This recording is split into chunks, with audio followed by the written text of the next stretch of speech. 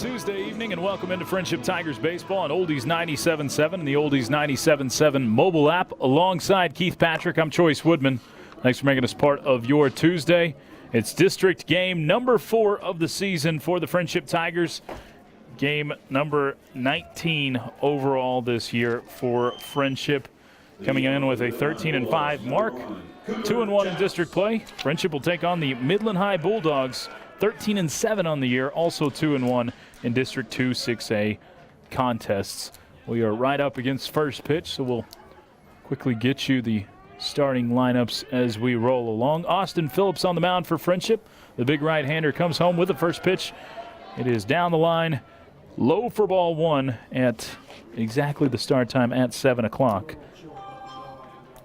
as we are underway. Welcome in, Keith. Hey, thanks, Joyce.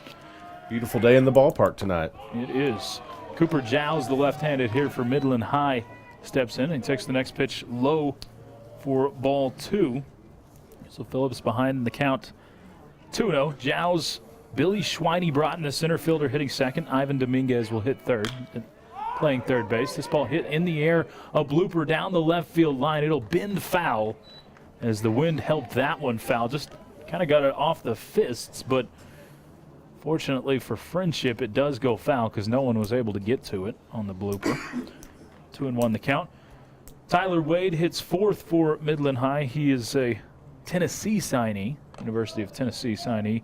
He'll play shortstop. Hitting fifth, Sean Porter, the right fielder. Kyler Wagamon, the first baseman, will hit sixth. Ryan Grantham hits seventh and plays the DH position tonight. As the next pitch comes home from Phillips, and it's lined straight back through, just whizzing by the glove of Phillips into center field for a base hit. So Giles is aboard with a leadoff single, and quickly rounding out the lineup, if I can speak here, Keith. Wyatt Taylor, the catcher, and Randall Blansett, the pitcher, will hit ninth for Midland High. That'll bring up Schweine-Broughton. As the center fielder bunts the first pitch he sees. Gutierrez up with it from the third base position just to the right of the mound. Throws across and beats Schweine-Broughton by at least a full step.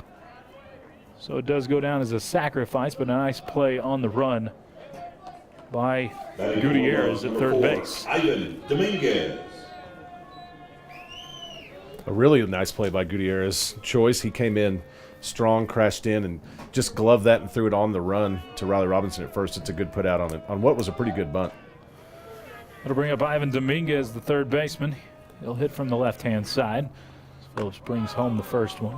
A fastball upstairs for ball 1. A lot of familiar names on this Midland High squad from a season ago. Absolutely. Phillips sets a look back to second, and the 1-0 offering is sprayed foul off to the left side and out of play. It might have got a car. I think that one actually did get a vehicle. That was, a lot of cars out tonight. Yeah. That was right at the line of cars. Landed right on top of that truck. Unfortunate for someone. You didn't park over there, did you? I didn't. Okay. I didn't. I hope you did, though. Parked similar. That's not nice. Phillips comes set. And the 1-1 pitch is a breaking ball that gets away from Kennard. He still doesn't know where it is. The runner grounding and coming home. The throw to the plate is not in time as it was too high. Actually, the throw did beat him, but the runner slid underneath it. It was a very aggressive play that pays off for Midland High. A two-base wild pitch for Friendship. Yeah, you put it the right way. It was very aggressive choice to send that runner. The ball was back at the backstop, but Kennard was running at it, and I mean, it was going to be tight. Phillips came in and covered. He pitched it to him a little bit outside of Phillips, but he got the tag down, but the runner was sliding into his legs and made him fall over him. The 2-1 pitch misses high and outside. 3-1 now to Dominguez. Some momentum going for Midland High. That shows that sacrifice bunt pays off for Midland High there. The 3-1, fastball low, ball 4. And Dominguez is aboard with the first walk of the game, as he is the second base runner for Midland High. They already lead it 1-0 with one away here in the top of the first inning.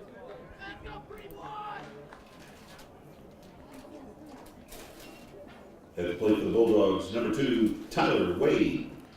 Brings up Tyler Wade, cleanup hitter for Midland High. We've seen a few Division I caliber players come through this Midland squad over the years, including Tyler Wade's brother, Austin Wade, that used to play for TCU. As Wade takes the first pitch down low for ball 1. Wade is a signee for the University of Tennessee. The set by Phillips, and the 1-0 pitch.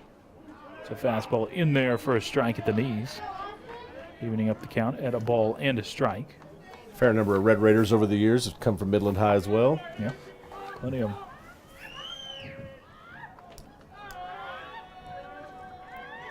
The set. And Phillips comes home with a 1-1. It's a breaking ball in there for a strike.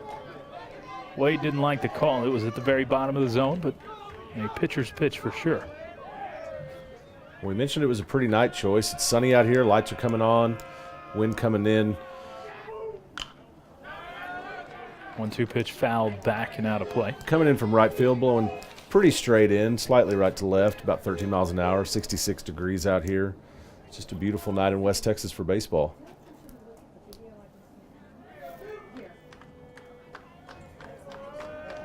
The set by Phillips. And here's the 1-2. Chopped slowly foul towards the third base side. So we'll do it once again. Tigers coming off of their first loss of the district season, 6-1 on on Saturday afternoon as Friendship fell to Midland Lee. The set by Phillips in the 1-2. Fastball misses upstairs. Throw behind the runner at first base, not in time. As Kennard popped up and tried to pick him off. Riley Robinson over there at first base tonight. 2 balls, 2 strikes. 1 out. Here in the top of the first, Midland High already with 1 run across. The 2-2 pitch hit well down the right field line. It's slicing foul as Brown gave it chase, but not able to catch up with it. Which is saying something. Colton Brown, when he gives chase, it's considerable. He has some burners to turn on out there.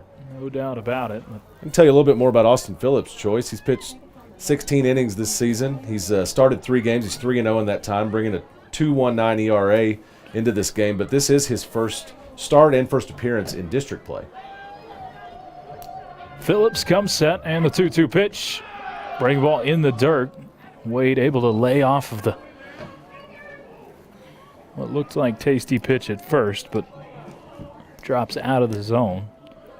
So that'll fill up the count at 3 balls and 2 strikes. Really don't want to walk him and put another runner in scoring position, but it is a dangerous hitter. Runner on the move. It doesn't matter because it's ball 4. As the throw down to second would have been in time, but again, ball 4 is the second straight walk issued by Austin Phillips. Now runners at first and second base with 1 out. Sean Porter will come up, the right fielder for Midland High, hitting from the right-hand side. Friendship tonight in their bright canary yellow uniforms. Phillips comes home with the first offering, and that one misses low for ball 1 to Porter. Says Friendship across the chest and script in blue as the umpire goes and says something to the Midland High dugout. They're barking stuff out, but I'm not sure what. They've been pretty chatty over there, but if I had to guess, they were probably getting a little too coordinated. You can't have those coordinated cheers. The 1-0 pitch fouled off to the right side, and yeah, if it is directed at the pitcher too, you're not supposed to have that. We can't hear what they're saying from here. It's also just annoying. So I appreciate an umpire that'll bring that over there. So the bright canary uniforms, Friendship with the typical blue Friendship hats and the white home white pants.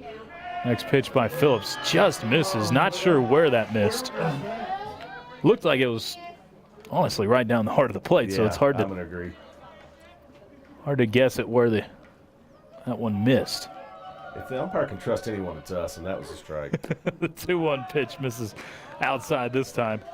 3 balls and a strike to Porter. Of course. Midland High today in their road gray uniforms have purple sleeves on the unis. Midland across the chest and block lettering outlined in gold. The 3-1 pitch misses upstairs, ball 4. That's 3 straight walks issued by Phillips. And it can be maddening at times when you do think you have a strike and you don't get the call, especially when you're struggling already to throw strikes. Sure, and Phillips has tossed 13 walks this season coming into this game, so pitching coach Brandon Roberson's going to go out and just have a chat with him, settle him down. As you said, it can be frustrating, and then you get caught up in that frustration. It's important to just stay within yourself, just go pitch to pitch. Even if the umpire's squeezing you a little bit, you just got to keep putting them right where you need them to be. Don't forget, we'll be back with you on the airwaves coming up on Friday afternoon as Friendship Tigers baseball travels to Odessa Permian. Sometimes friendly Odessa Permian. That'll be a 4:30 game on Friday. You can hear it right here on Oldies 97.7. I'm sure we'll be coming to you from the stands. It's a good chance at Odessa Permian. I don't know. We'll see. First pitch from Phillips is fouled back to the screen as Kyler Wagman takes a hack at it. Kind of surprising he was swinging there as much as Phillips has been struggling to find the zone. But Midland in their road grays choice, they have the Midland across the chest outlined in gold. They have purple shoulders to match the pinstripe down the pants, and several wearing not only stirrups, but stirrups with double stripes. You like the stirrups look? I'm not a stirrups fan. I like just solid, tall socks. That's kind of my preference. Although some players just look better in long pants. Wagamon swings through the next pitch, so quickly down 0-2. The mound visit works so far. 0-2 pitch. Hits softly foul on the third baseline. It's just a little chopper that Wagamon got a piece of. We'll keep it at 0-2. Phillips pitch count climbing a little bit. Always one interesting piece of the Midland High uniform is the solid white helmets. Yes. The 0-2 pitch. Fastball high. Ball 1. Would it surprise you that my alma mater used to wear solid white helmets as well? I would imagine that the Dumas Demons used those helmets for more than 1 year, Choice. If Josiah had a guess. You're probably right. Yeah, keep it simple. Reorder when necessary. 1-2 pitch, chopped foul down the third baseline once again. These do have purple. They have purple bills. Yes. Yeah, and the M. We had the solid white and moved to solid gray my senior season. Did they look like football helmets that had just had the face mask removed? Was that not quite multi-sport? Not quite. Phillips comes set once again. The kick and the 1-2. Curveball called strike 3. A big pitch by Phillips there to catch Wagamon looking. And that's the first strikeout of the game for Phillips. More importantly, out number 2 of the first inning. Bases still loaded as Ryan Grantham, the DH, will come to the plate for Midland High. No pitcher wants to stand there with bases loaded behind them, but you got 2 outs. You got to force it every bag. It's about the best situation you could ask for. You hope your team's there to back you up. A really fast outfield with a now ball hits on the ground to second base. Isaac Hernandez up with it. Will toss over to first in time. So Phillips able to get out of the jam after allowing 1 run early in the first inning. 1 run on just 1 hit, no errors, and 3 men left on. Midland High leads it 1-0. Friendship coming up to bat. It's Friendship Tigers baseball on Oldies 97.7.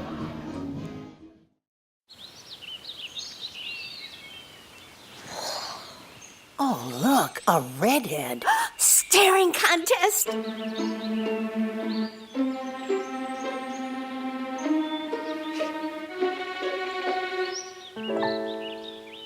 You still got it. I know. Come alive with the forest. The dad was cute. They were looking right at us. Visit discovertheforest.org to find a forest near you. Back to Tiger Field. This is Friendship Tigers baseball on Oldies 97.7 and the Oldies 97.7 mobile app alongside Keith Patrick. I'm Choice Woodman. The Friendship Tigers trailing the Midland High Bulldogs 1-0 after 1/2 inning of play. And the Friendship Tigers will send Caden Jenkins, Peyton Kennard, and Jacob Gutierrez up to bat in the first inning. Austin Phillips hits 4th, Riley Robinson 5th, Colton Brown 6th, Michael Hernandez 7th, Brennan McFarland 8th, and Christian Kaiser 9th. Leading off for the Tigers, number 10, Caden Jenkins moving up to the first spot in the order. I'll probably do in part because he's hitting .556 in district play. Yeah, he is definitely not slumping as district play has come on. Jenkins hits the first pitch he sees, foul down the left field line. So it gets out of play. Jenkins still hitting .480 on the full season. Just really an impressive slash line for him. So far, he has done a lot for the Tigers this year. Next pitch is in there for a strike. So no balls in, 2 strikes to Caden Jenkins as the right-hander Randall Blanchett on the mound. Winds and comes home with the 0-2. Foul back off of the catcher. And umpire will give him just a little bit of time as he checks on him. Jenkins has been really good in several categories this year, including stolen bases, which he is tied for the team lead at 8 on the season. Very speedy. Yep, he's second on the team in hits with 24, but he is leading in district play with 5 so far. Long look in by Blanchett prompts a timeout by Jenkins. He's also the runs leader on the team. He has 17 scored runs on the season. Part of that, I would say, is due in part to his speed and ability to move around the bases for free. 0-2 pitch misses just a bit outside. A tough take there, but it was off the plate. He's tied or close with Jacob Gutierrez in several categories, including runs scored in district play, both with 3. The wind and the 1-2 pitch hit on the ground, a 3-hopper out to the shortstop. Wade gets the candy hop and throws across just in time with a strong arm to beat the speedy Jenkins. Wade almost took a little bit too much time there, but he got Jenkins by a little less than half a step. Got to give a lot of credit to Wade there. As you said, it was a 3-hopper. The 3rd hop at the cut of the grass kind of took a high bounce. It came right up towards Wade's face. He took it, gathered, and as you said, really a strong arm to get Jenkins out. Jenkins has a lot of speed, so to beat him on that kind of play, really you're showing your arm strength. Peyton Kennard will step in and hit from the right-hand side. The Friendship catcher leading the team with 3 runs driven in district play. He hits this one well to left field, but left fielder moves in for a step, moves back, and Bryce Floyd will make the catch out there for the second out of the inning. It was well struck, but just right at the left fielder. Seems like the Tigers have had some of that luck in the last couple of games. Hitting the ball well, but right at people. They have, and same on the defensive side. Ball's kind of coming up the middle, barely missing a pitcher's glove, things like that. Just those little frustrating pieces of baseball, but that's just the way it goes sometimes. It is the way baseball go. Thank you, Ron. Jacob Gutierrez will step in there and take the first pitch over for strike 1. Gutierrez hitting .431 on the season, .429 in district play, so keeping it consistent. The wind in the 0-1 hits well past the diving glove of the second baseman through the hole on the right side for a base hit as Gutierrez goes the opposite way for a 2-out single. The Tigers' first base runner of the game. Yeah, Gutierrez put a little English on that one. It kind of curved around Cooper Giles, who did lay fully out for it, and it was still a foot beyond his glove. That was a nice little base hit there for Gutierrez. With 2 outs, bring Austin Phillips up, who's batting .400 on the season. Phillips also has one of the team's 3 home runs this year and has driven in 10 runs as well. Phillips trying to help his own cause out. Pitching counterpart to Randall Blanchett. Blanchett will pitch from the stretch for the first time today as Gutierrez gets a healthy lead at first base. Blanchett comes set, comes home quickly. A fastball at the very bottom of the zone for strike 1. Very bottom is right choice. It does seem like both pitchers are getting that low strike call today, Yes. though. So The Tigers, any returning Tigers should be pretty familiar with Blancett. They saw him twice last season in the 3-game season series, in the first and second game. He went complete game in the first of those. set the 0-1, a curveball that misses just a bit upstairs. Definitely had Austin Phillips fooled on that one, but he kind of smiles and shrugs it off. 1-1. Count 1 ball and 1 strike, pardon. Gutierrez again. Healthy lead as he's stopped right about the cut of the infield. The 1-1 pitch. That one is in there for a strike. Phillips started to go, but held up the swing. He didn't like it enough. Some of those smiles from Austin may be for himself, some may be for friends. Austin's mom was telling me before the game he knows a few of these guys pretty well, and so they've played quite a bit together, and all the egos out there cause laughs amongst each other, I think. Time called by Phillips as Blancett was taking a bit too long for Phillips' liking. 1 ball, 2 strikes, 2 outs. So we play in the bottom of the first inning. Midland High leading it 1-0 over Friendship. Runner at first base for the Tigers. The 1-2 pitch swung on and missed. Strike 3 as he climbed the ladder, and Phillips took the bait and struck out. Bottom of the first, no runs. No runs on errors. Your score remains. 1 hit, The no Bulldogs errors, 1, and 1 Tigers man 0. left on. We'll head to the second. Midland High still leading it over Friendship 1-0. It's Friendship Tigers baseball on Oldies 97.7. I already knew that I was going to go to college, from a young age. I definitely want to major in political science. After that, I'm going to get my law degree. Then I'm going to come back to Detroit, boost the economy, become the mayor or something, try to make the situation better for other people. I feel like I owe it to the city. I'm determined. It's going to happen. My name is Justin, and I am your dividend. Baseball on Oldies 97.7 and the Oldies 97.7 mobile app alongside Keith Patrick. I'm Choice Woodman. Friendship Tigers trailing Midland High 1-0 after 1 complete. 2 up in the second for Midland High. It's 8-9-1. Wyatt Taylor, Randall Blancett, and Cooper Jowls. As Taylor will watch the first pitch go by about eye level for ball 1. As Phillips will come set. And the 1-0 pitch. A called strike. So it catches the outer edge. This is game number 4 of district play. Permian will be the last time that these teams play in the single game action in district play. Everybody will start up a little 2-game series after that. 1-1 pitch. Misses high and outside. Ball 2 to Taylor.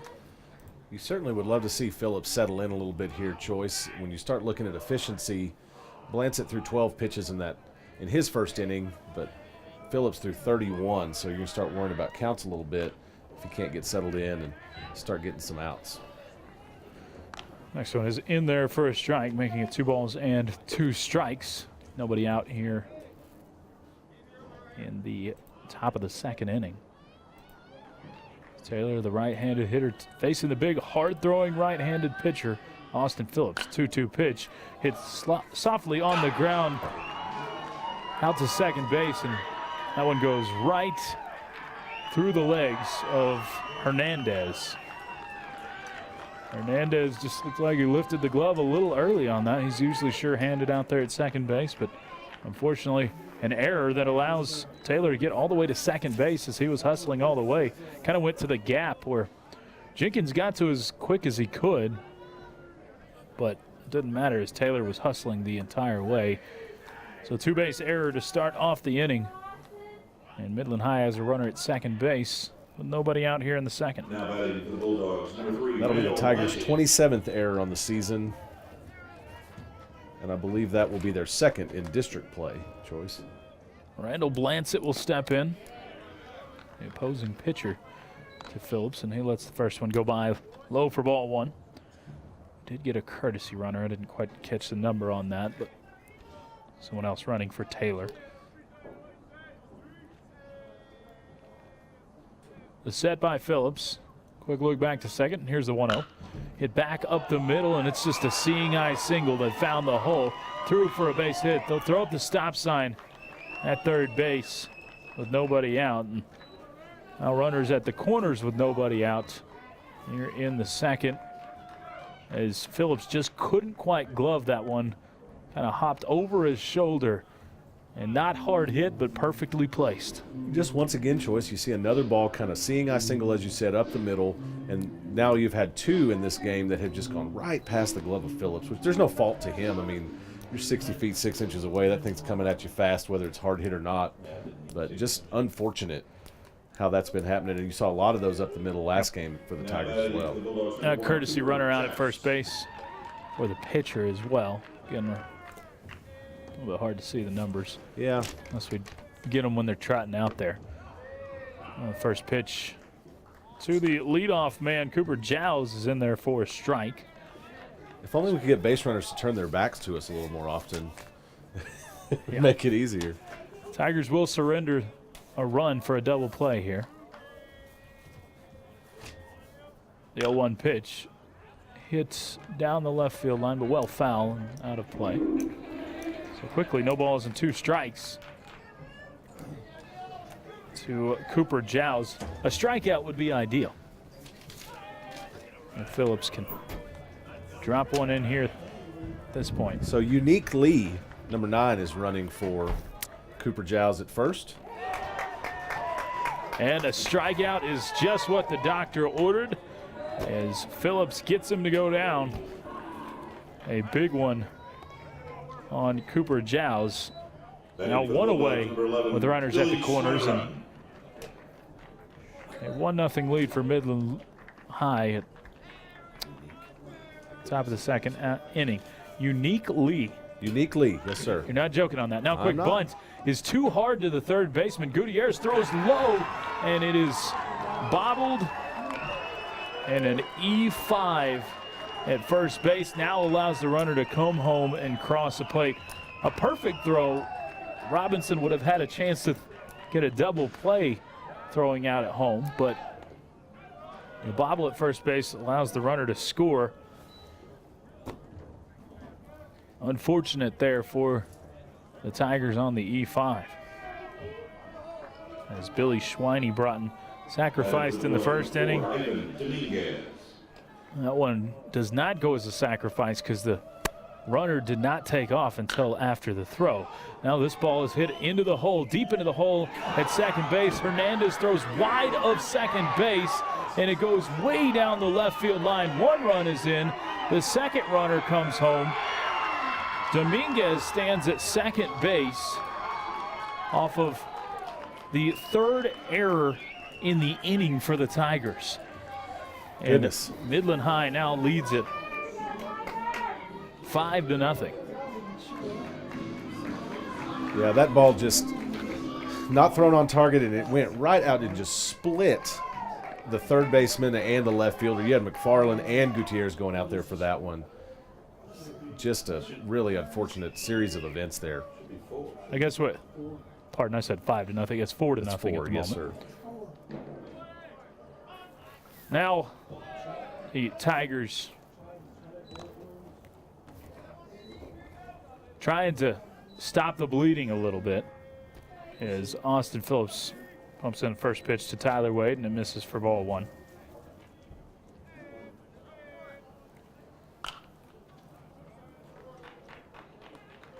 Next one fouled off to the right side, and that one's out of play.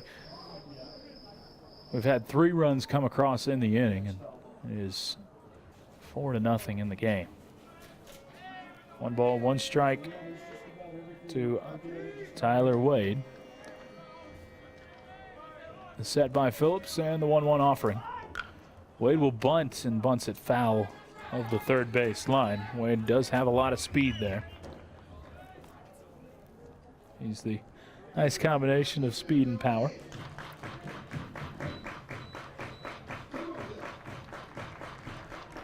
So we've had a E4, an E5, and an E4 in the inning that really cost the Tigers Gave up 3 runs, all 3 unearned. 1-2 pitch. Curveball hit softly in the air down the right field line. Robinson gives chase, makes a fantastic over-the-shoulder catch. The runner will tag smartly at second base and move to third, but Robinson showing off the leather there as he makes a plus play down the right field line. Yeah, Robinson really got moving on that one, Choice. And as you said, I mean, he's running away from the diamond. His cap's coming off as he's looking up. He really had the jets on, and he caught that on the run basket catch in front of him. It was really nicely done by Robinson.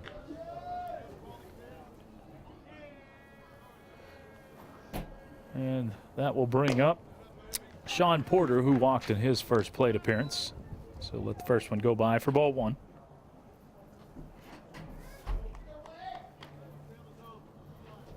Runner at third base is Dominguez.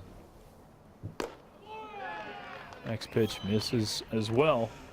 Getting 2 balls and no strikes. As rough as this inning is felt, if you can get out of it with just 3 runs given up, you can kind of feel decent about it.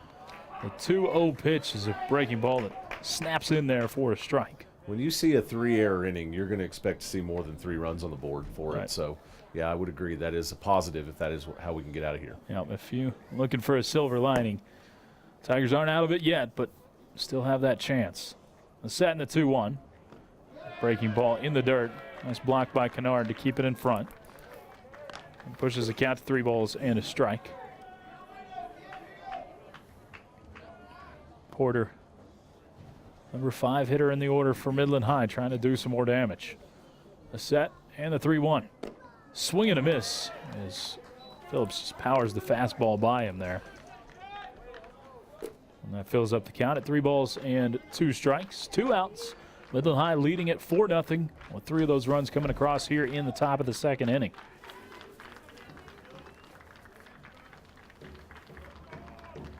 The set by Phillips and the payoff pitch hit high and foul off to the right side and out of play. That one heading over towards the 9th grade center. Foul ball. Phillips has labored. He's thrown a lot of pitches in this game. Neither inning has been easy and hasn't had a lot of help either. Payoff pitch is in the dirt. Ball 4 as Porter lays off of the breaking ball. And we're going to get some stirring and maybe a little movement headed towards the Friendship bullpen, but Phillips now at 51 pitches in this game. I suspect we're catching up to that number a little bit. He may be more in the mid-50s too, Choice. Set and the pitch is in the dirt and moving up on the wild pitch. It will be Porter out to second base. So now 2 runners in scoring position, second and third is Kyler Wagamon ahead in the count, 1-0. I'm going to suspect, yes, Porter stole second on that one, Choice. That's what he was credited with. Okay, did he take off? The 1-0 pitch. The chopper hit out to third base. Gutierrez up with it. A throw across is low, but a great dig by Robinson to finish out the inning. Seemed like Gutierrez just took a little off of that one for some reason, but Robinson bails him out and keeps Friendship from committing their 4th error in the inning. Midland High does plate 3 runs in the inning on just 1 hit, 3 errors, and 2 left on. We'll head to the bottom of the second. Friendship trying to get some back. Midland High leads at 4-0. It's Tigers baseball on Oldies 97.7. What if you could invest in the future? The future of kids, like a stock. Not the kind of stock that's about making money, but a stock for social change. A whole new kind of investment called Better Futures. When you invest, it helps kids go to college. Believe in us, invest in us, watch us grow. My name is Sydney, and I'm your dividend.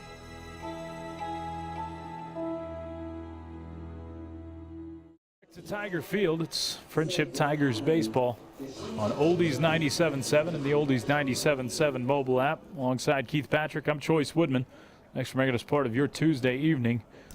It's been a rough start to the game for Friendship, but still plenty of game to catch back up as the Tigers will send up 4, 5, and 6 in the order. Excuse me, 5, 6, 7 in the order. As we get with substitution, Unique Lee headed out to left field for Bryce Floyd. All right.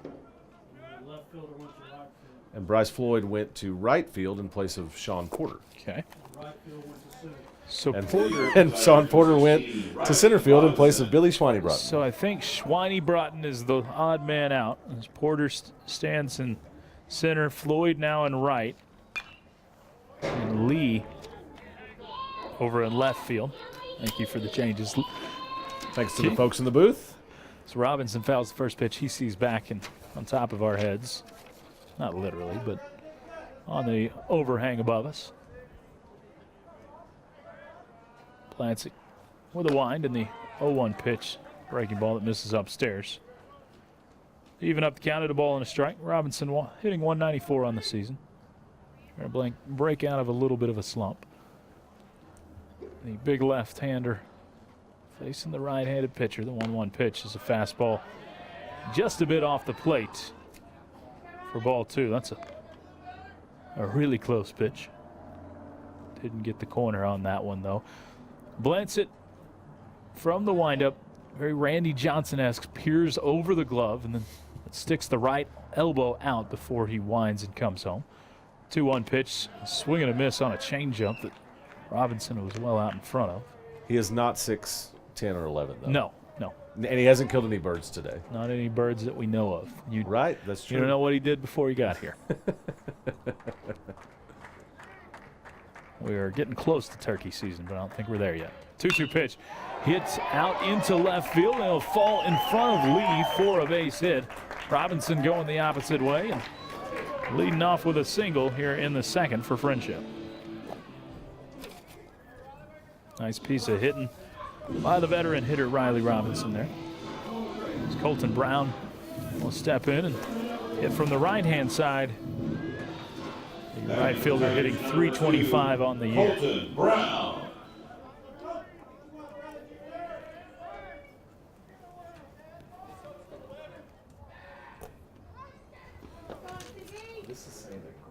Brown stepping out. And back into the box. Everybody resets. Now coming set. Blancett comes home with a pitch, and Brown well out in front as Blancett pulled the string on a curveball. Brown was fooled for strike 1.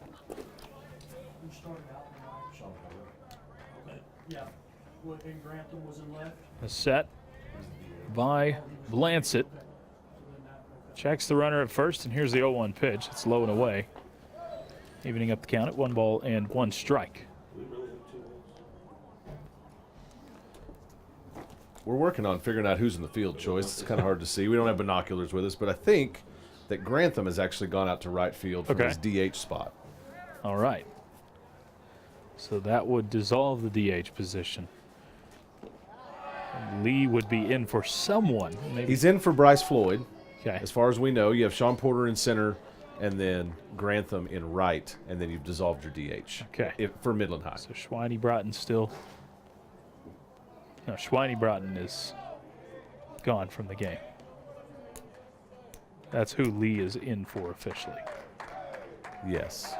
From the game, yes. But both Schweinebrotten and Floyd are gone from the field. 2-1 pitch misses inside. Ball 3. As Brown is ahead in the count. 3 balls and 1 strike. It's according to a game changer. That's what we've got there now. So Grantham out in right field. So we try to sort it all out. Chance for Brown to do some damage here, or at least get aboard. A quick snap throw over to first. A nice move. The first time we've seen it from the right-handed pitcher Blancett.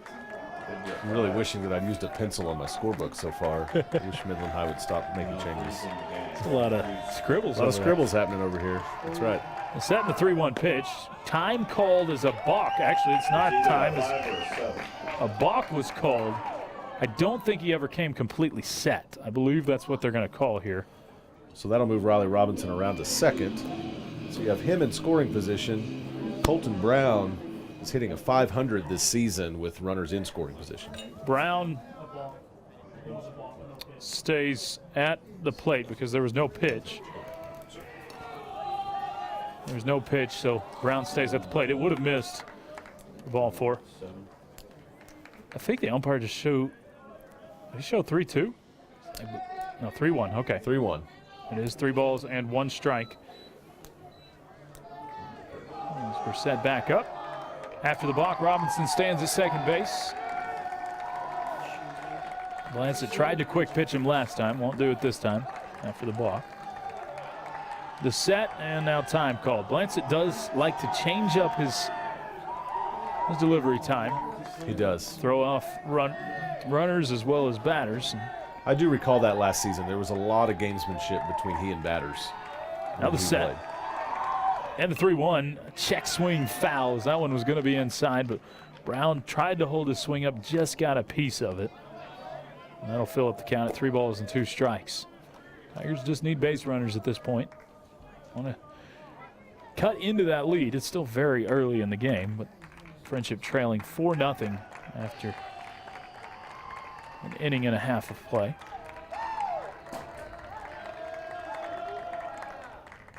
Blancett sets. And the payoff pitch. Missed high and tight, ball 4. The first walk of the game issued by Midland High pitching, and Tigers have runners at first and second with Michael Hernandez due up, a big left-handed hitter for Friendship. He hits with that bat that looks like a wood bat, but it's not. It's got the, we've seen a lot of college players hit with a similar bat.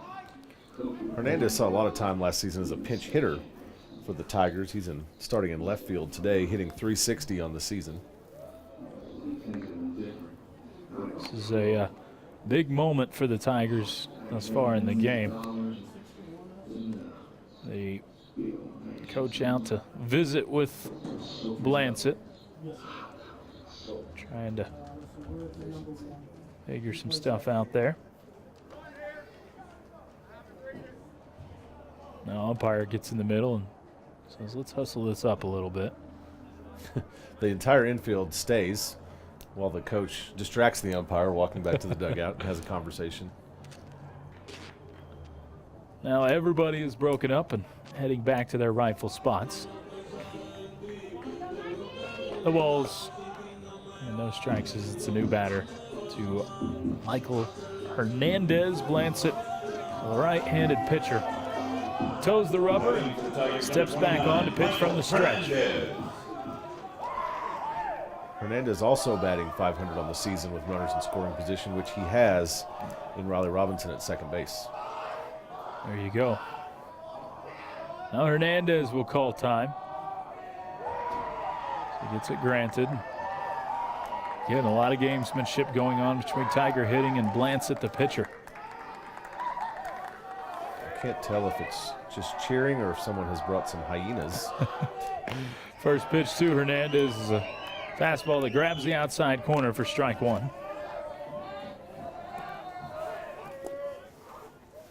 Good pitch to lay off on the first pitch. Is on the very outer edge of the plate. Well, in these situations, you certainly want to see the Tigers work some pitch counts and spoil some pitches and really extend those at bats. Blancett's somebody you would like to run off as quick as you can. The set. Couple looks back to second. The 0-1 misses high and inside as well for ball number 1. Hernandez standing in there tough. I mean, if that had been me, I would have been like ducking and covering on a pitch like that. Let's just be honest. It was a fastball upstairs. Yeah.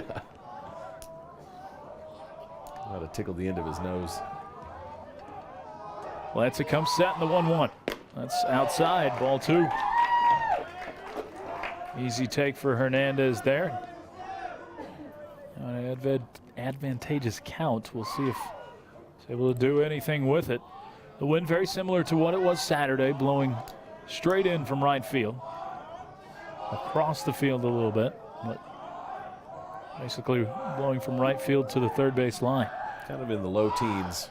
2-1 pitch, swing and a miss as Hernandez went after a pitch at the knees. That low teens of wind speed is just enough to keep the flags fluttering straight out. They're not dropping down, but they're not tearing off the pole either, as we have seen here plenty of times in Wolford, Texas. Yes. Last week. As a matter of fact.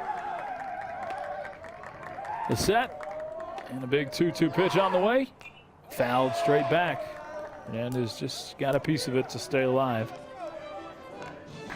2 balls, 2 strikes, nobody out as we play in the bottom half of the second inning.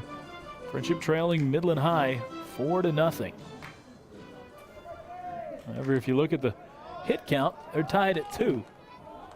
But the next column over is what's got it to 4-0. 3 errors for Friendship. Also, the walks have played a big factor. The set by Blancett. 3 looks back to second base. Now comes home with a 2-2. It's a curveball that stays outside. Where it finished in the catcher's glove looked decent, but it definitely was outside of the plate when it crossed. And that fills up the count. 3 balls and 2 strikes. Blancett's got to feel like he can ill afford another walk here to load the bases. So Hernandez will probably get something good to hit. And the payoff pitch called ball 4 as that was a little bit outside. The catcher tried to snap it back in and frame it. The catcher's definitely framing it, Choice, and I don't want to be fooled by him, but I think Hernandez was a little surprised by that. Maybe the last couple. I think that his first strike. Now we got another change. Well, that's here. Billy Schweinebrotten that's headed back out For Lee. to Lee. He's replacing Lee in left field. He must be okay for whatever injury or whatever. So everybody's switching positions again. This is the worst. This is for fun. Schweinebrotten going back to center field. Whether it's Grantham or Floyd, he is headed back to left field, and Sean Porter, I believe, is back in right field. Okay, so we think we. I'm not re-scribbling certain my on everybody. defense. So No? We're just gonna I'm have to not. guess at it? Yeah, I am just going to call him left fielder, right fielder, and Billy Schweinebrotten. That one I've got. Okay, you got Yeah, Schweinebrotten. We I know remember he's him. in center I know field. he is. What I was getting to was Or Michael is he? Hernandez was a little surprised. The first strike to him was very similar to both of those last pitches. Yeah, I don't disagree. Now up for the Tigers, Brendan McFarland will step in and hit from the left-hand side as McFarland takes the first one. Get me over fastball. The word is that Billy Schweinebrotten was sick. Okay. He is gutting it out and coming back to play, which I would like to give him props for that because I enjoy saying Billy Schweinebrotten. You might be the only one. Blancett sets and comes home. McFarland fouls it off to the left side and out of play. So no balls and 2 strikes to McFarland. The one thing, I guess there's 2 things you don't want right here if you're Friendship. That's one, a double play ball, but that does at least score a run. You really don't want a strikeout, so I want to put the ball in play somewhere. Make Midland make a play. Give the Tigers a chance to try to at least get 1 run on the board in this situation. Love a medium depth fly ball to the outfield. Yes, sir. Or a deep fly ball. 0-2 pitch fouled back just off the catcher, and McFarland stays alive. So we do what the game changer says is Grantham in left field, Schweinebrotten in center, and Porter out in right.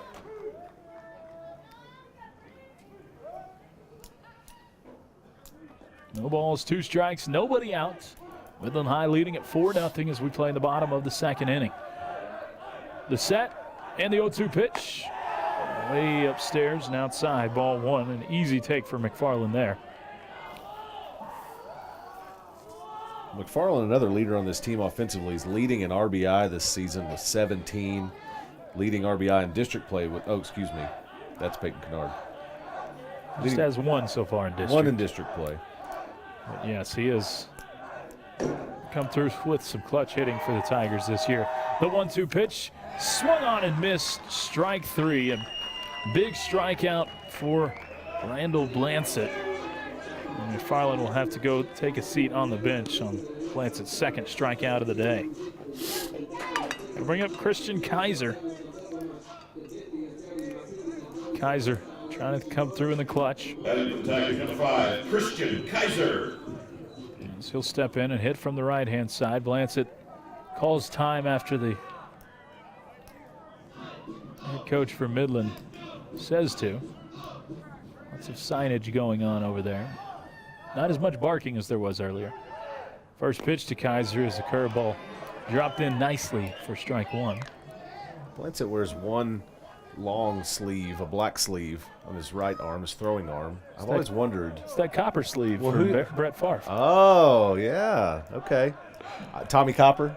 I was always just wondering who has the other sleeve. Do you think they share? Maybe so. 0-1 pitch.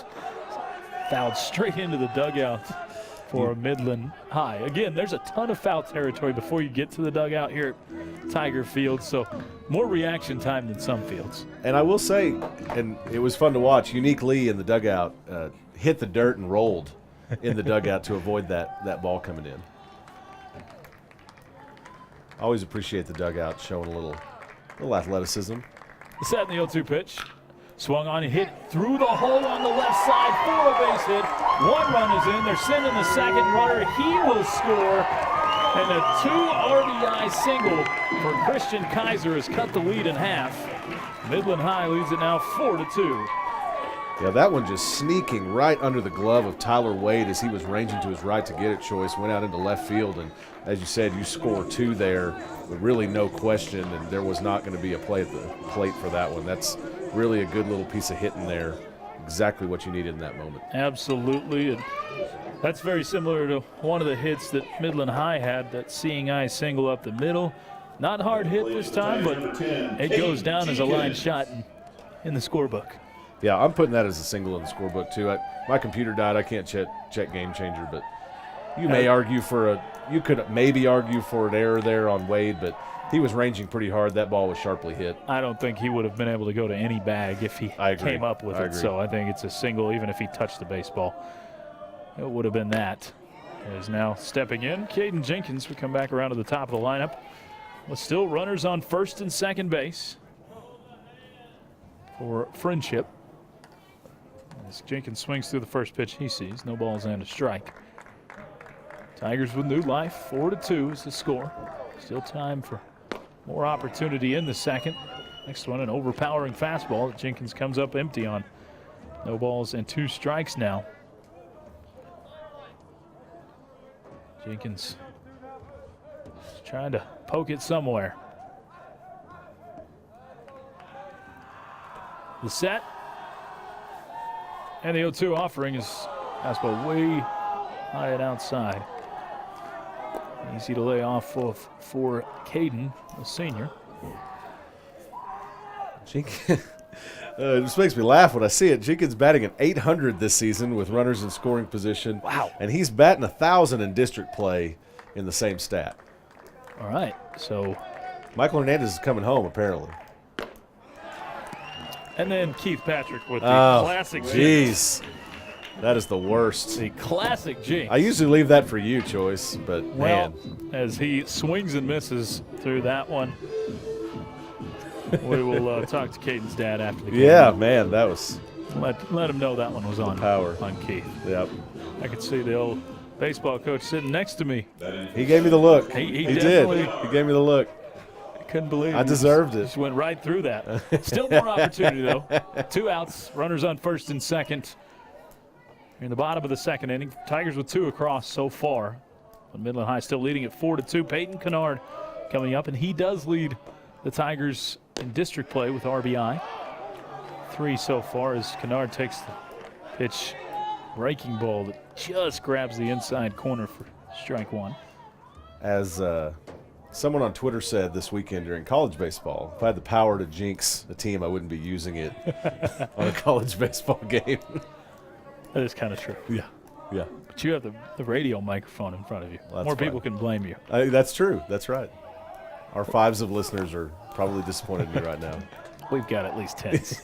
The 0-1 misses low. Make it 1 ball And 1 strike to Peyton Kennard. Came into the game hitting .400, trying to creep back up there after flying out to left field. I know you were an optimist, Choice. Always have been. Yeah. 1-1 pitch. The breaking ball low and outside. 2 balls and a strike to Peyton Kennard. The long line of Kennard blood that runs through Friendship Baseball. We've said that name for a long time. Number That is for sure. 3 in the order, I believe. Still got another one on the way. The set in the 2-1 pitch. Fouled off to the right side. Out of play. A breaking ball that Kennard just kind of fought off.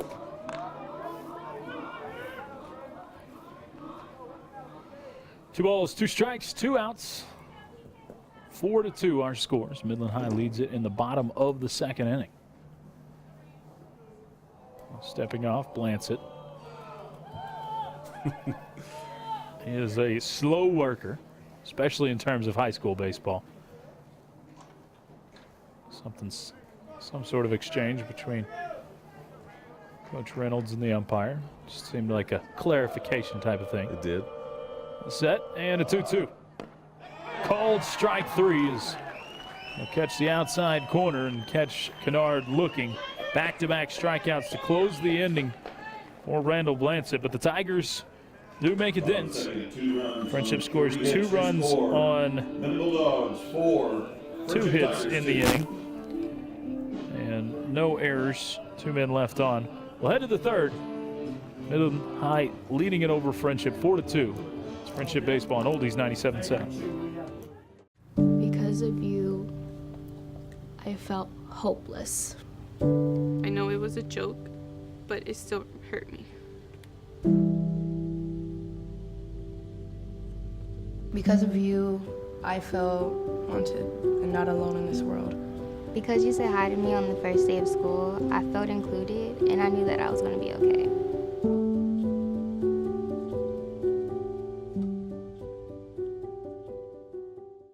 Tigers baseball on Oldies 97.7 and the Oldies 97.7 mobile app.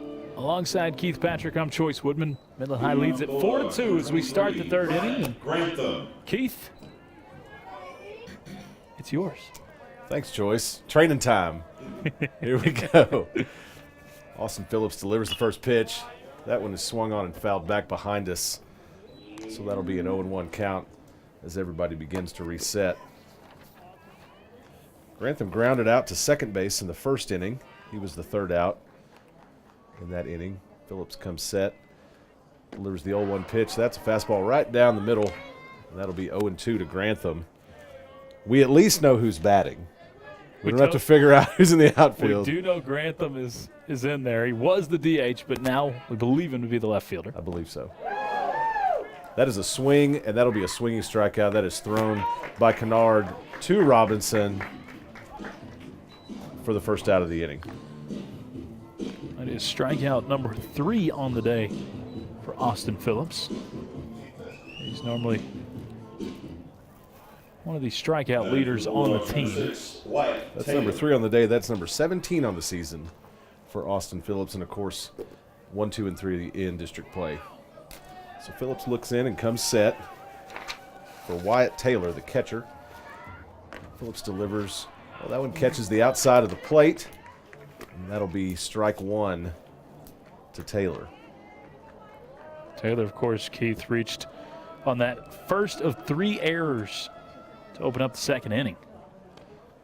The 0-1 pitch, Taylor will swing through that one for strike 2. You just have to bring that up, don't you? Can't just flush that one and forget about it. It's more impressive that Tigers just gave up 3 runs on 3 errors in that inning. I agree. I agree. So you're still And very much in striking distance. Absolutely. Yeah. Phillips comes set and delivers the 0-2 pitch. That one's high. That'll be ball 1 for Taylor. Phillips looks like very comfortable to start this inning. He does. Phillips comes set.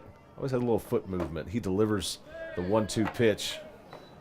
That one's outside. Has Kennard sliding a little bit to get in front of it, and that'll even the count at 2-2. Phillips moves that leading leg a little bit. Sometimes kind of sets it 2 or 3 times. It's always fun to see when he gets into that rhythm. Looks over his shoulder As he comes set and delivers the 2-2 pitch. That one is swung through for strike 3. And that'll be 2 away on strikeouts for Phillips in the 3rd inning. Yeah, it just looks like he said, this is my best, go get it. A fastball that going right by Wyatt Taylor and couldn't quite catch up with it. At the plate for the Bulldogs, number 3, Randall Blanchett. So the pitcher, Randall Blanchett, will step in with 2 outs and no men aboard for Midland High. Phillips delivers, and Blanchett will swing on that one. He was fooled on that breaking stuff inside, and that'll be strike 1. Yeah, it seems like Phillips, maybe that extra confidence you get when your offense scores for you. He's on the mound with a little more confidence. It just changes the game. Phillips delivers the 0-1 pitch. Blanchett will lift that one out into left field. McFarland's given chase out into foul territory. It drops just ahead of him. Definitely a nice chance for a 3rd out there. McFarland showing the speed, but it was just out into that, about halfway into that foul territory, which, is, as we always talk about, is pretty wide here at Tiger Field. And again, the wind blowing that ball straight away from McFarland, too. So maybe in a little bit calmer of a day, McFarland's able to catch up with that one, but unfortunately, it just kept bending away from McFarland. Phillips looks in and comes set. Counts 0-2 to the pitcher, Randall Blanchett. Phillips delivers that one just outside. Definitely wanted that one. Kennard did too. It's a good miss. That'll go for ball 1. Definitely a good miss. He's trying to catch the very outside edge. Doesn't get the call, but good pitch. Phillips comes set, looks over the shoulder, and delivers. That one outside, squirts away from Kennard, who goes to get it. Of course, no base runners on. That'll even the count at 2-2 as Blanchett steps back in.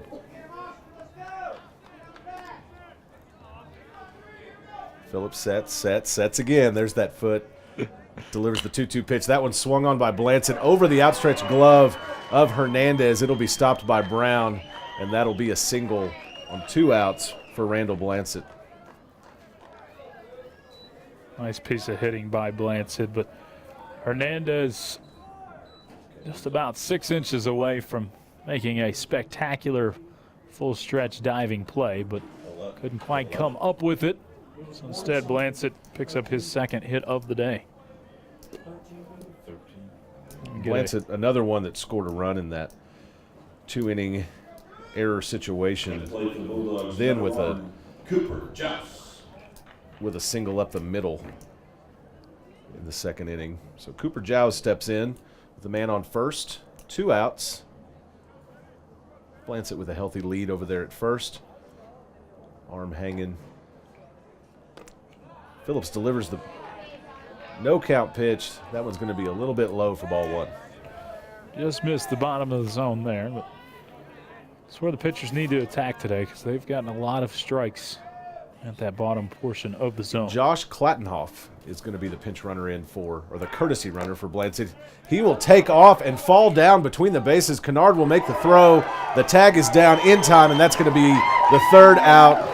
Catching the runner, trying to get the steal. He fell down in the base path. The Tigers will retire him there. So Friendship trails Midland High 4-2 in the 3rd. Top of the 3rd, no runs. As we head to the bottom, this is Friendship Tiger Baseball on Oldies 97.7. Tigers 2.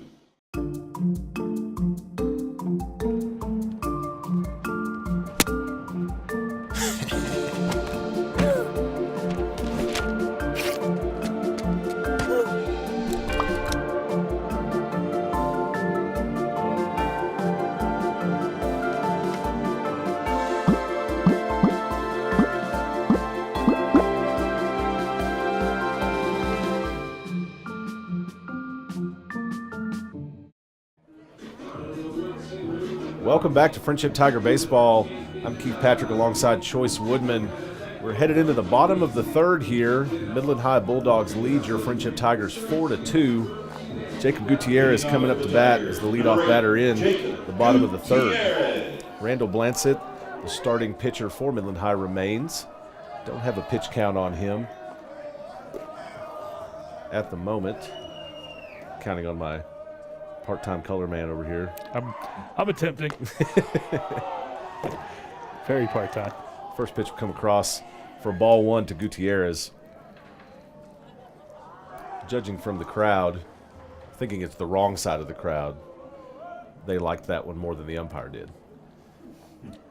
So Blancett comes set and delivers. That one's way outside. Will go past the catcher, Wyatt Taylor, to the backstop. Of course, no runners aboard, so no damage done for Blancett.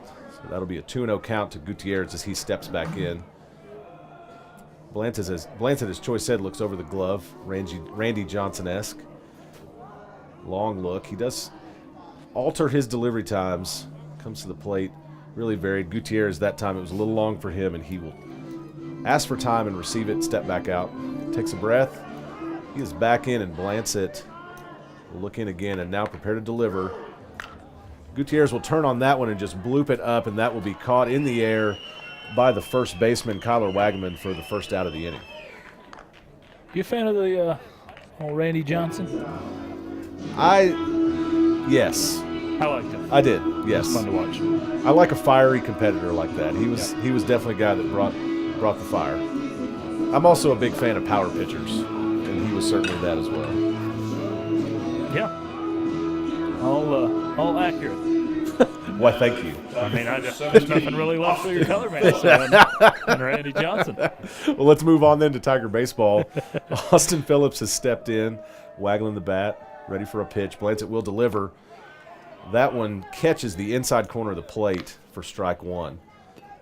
Phillips was getting a little impatient there. He waggles his bat above his head. He brought it down, telling Blancett to give me something to hit here. Phillips, a strikeout victim back in the first inning. Close out the inning. Blancett delivers that 0-1 pitch. Phillips will swing through a little bit high and outside, and that is going to be 0-2 to him. He steps out, regathers himself, looks at his bat wondering why it did that. Yes. And signals to the pitcher he's ready.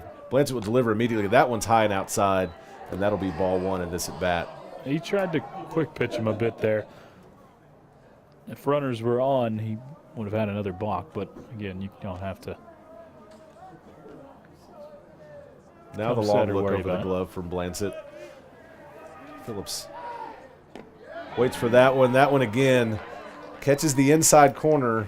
Phillips didn't like it, but he will go down looking, the backwards K variety there for Blancett's fifth strikeout of the game and the second out of the frame for the Tigers. Blancett does have that curveball working more to right-handed hitters. He's liking to drop it in there. Kind of does, you've seen it buckle a few right-handed hitters at the knees where they're pausing just a moment and it's jelly-legged. Try to catch it. Yeah, jelly-legged is a good way to put it. It's too late to go after it after that. First baseman Riley Robinson steps in. Riley with a single in the second to start the rally there for the Tigers. This one he'll swing through the first pitch, and that'll be strike one to him. Robinson's walk-up music, just classic from the Sandlot. Love it. It is. That's music from the face-off with the Little League team. Yes. Solid. Blancett will deliver. Robinson will hit this one sharply through the gap. Second baseman Cooper Giles will slide to get it. Robinson was close, a bang-bang play at first base, but the umpire will call him out. And that will finish the frame for the Tigers. They will go down with no hits, no runs, no errors, and no one left aboard. Midland High leads the Tigers 4-2 as we head into the fourth inning. This is Friendship Tiger Baseball on Oldies 97.7.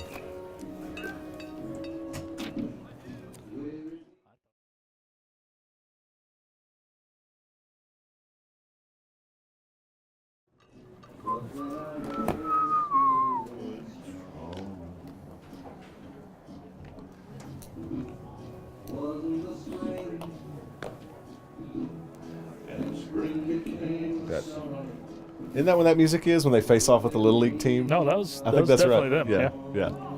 I like it. Hands, touching hands, reaching out, touching me, touching you, sweet Caroline. Bum, bum, bum. Good times never seem so good. So good. Leading off the Bulldogs, number 1, Cooper Joust. Welcome back to Friendship Tiger Baseball. This is Keith Patrick alongside Choice Woodman here in the top of the 4th inning. Midland High leading the Friendship Tigers 4-2. Austin Phillips delivers the first pitch of the inning, and that one is swung on out to right center field, but Caden Jenkins runs it down easily for the first out of the inning. Really a nice play by Jenkins out there showing his speed. Well struck ball by Giles, and Jenkins showing off why he's one of the better center fielders you're going to find in this area. Just pure speed out there and great reaction to the baseball, where he made that play look a lot easier than it actually was. He absolutely did. He covered some territory there. That ball was not hit high, and so he was able to get after it pretty quickly. So center fielder Billy Schweinebrotten will step in, and Phillips will deliver. He will take on the fastball inside for strike 1. Schweinebrotten exited the game for a moment, but came back in, as you can do in high school baseball. He did. We received word that he was sick, so glad that he's doing all right, able to get back out there. The 0-1 pitch from Phillips, that one will be a little bit high for ball 1, evening the count up at 1-1. Maybe he was just that nervous. Sometimes the nerves get to you. From what I understand, he was very nervous then. Okay. Because I believe he left some things behind when he came back out to center field. All right. Phillips, the 1-1 pitch, delivers that. Schweinebrotten full cut, swings through that one. That'll be strike 2. Count is 1-2 to Schweinebrotten as he steps out and gets the signs from third base. Schweinebrotten. We've seen him bunt twice in this game. I doubt he'll lay one down here. Phillips delivers the 1-2 pitch. Schweinebrotten will pop that one back up the middle. Tough bounces, but Hernandez will grab it off of the bounce and sliding and still gets it to Riley Robinson in time to get Schweinebrotten out at first. So 2 away for the Tigers. You have no one aboard. Nice little play there by Hernandez to recover as he slipped in the dirt. He slipped, and then it had 2 kind of awkward bounces, as you mentioned, but Hernandez does a great job staying with the ball and staying down on the baseball as well to gather and beat the speedy Schweinebrotten. That's not easy to say. Out at first base. Third baseman Ivan Dominguez meets briefly with the coach at third base and steps in. Dominguez has been on twice, the recipient of a walk. Has not come around to score, though. Made it to third base twice this game, the first and second inning. He'll take the first one just a little bit outside for ball 1. I would say that one has possibly been a strike a few times this evening. Might have gone both ways tonight, that's for sure. Phillips still looking pretty comfortable. After going down in order last inning, he delivers that pitch. The swing by Dominguez looked like may have been a foul off his foot. That's what they're going to say. The home plate umpire didn't call it, but the first base umpire did go ahead and call a foul. Okay, so you did see a foul from the first base umpire. The Tigers did play out the ball, so it wasn't exactly sure if he was just giving up on it. It was just a slow dribbler over there. Phillips was able to glove it and send it to first, but it will be ruled a foul ball. Yeah, home plate umpire was going to let them play, but first base umpire saw that it went off his leg. So Phillips prepares to deliver the 1-1 pitch. Dominguez steps out, takes a practice swing. A little bit of a golf look to it there. Loosen up a little bit and steps back in. Phillips looks in and comes set. Delivers the 1-1 pitch. That one's going to be sprayed off foul down the left field side. So that's a strike. 1-2 to Dominguez as he regathers and prepares to set back in as the outfield makes their way back to their positions. Don't look now, Keith, but Austin Phillips has retired 6 straight batters. Oh. 1-2 pitch is outside even the count at 2-2. I was about to say, Choice Woodman has brought on the full jinx now, apparently. And I'm wrong. Okay. I'm wrong. They've had 6 shut down in a row, or 7 shut down in a row, but 1 was caught stealing. I see, yes. Phillips delivers the 2-2 pitch. That one's going to be a little bit outside as well, fastball, and that'll fill the count 3-2 to Dominguez. Again, 2 away here in the bottom of the 4th inning. Austin Phillips delivers the full count ball. That, again, very similar to before. That one is going to go and be fielded by Riley Robinson and tossed to Austin Phillips with the cover. That'll be a 3-1 put out to end the frame. They go down in order with no runs, no hits, no errors, no one left aboard. Midland High leads Friendship 4-2. As we head into the bottom of the fourth, this is Friendship Tiger Baseball on Oldies 97.7.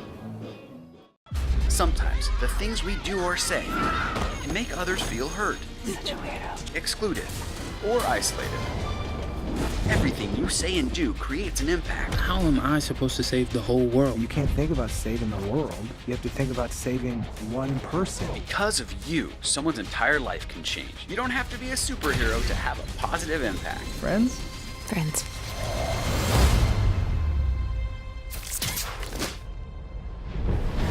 Friendship Tiger Baseball, this is Keith Patrick alongside Choice Woodman.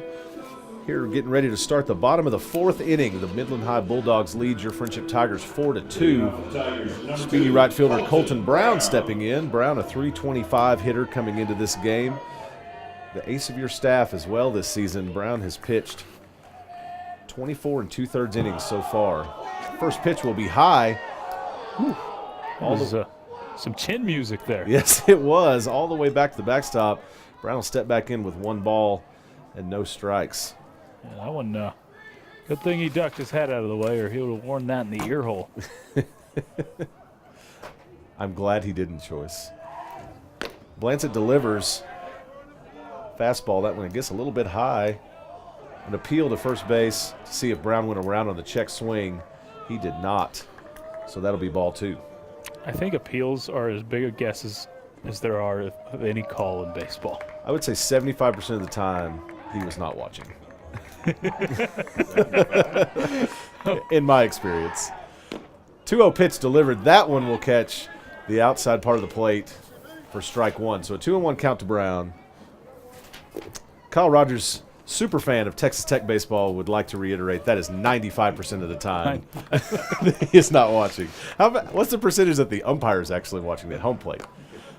2-1 pitch will be far inside, and that's going to be a 3-1 count to Blancett as Brown prepares to step back in. As you mentioned, walked back in the second and came around to score the second run of the game for the Tigers, most recent one. Blancett delivers. That one almost catches Brown in the shoulder.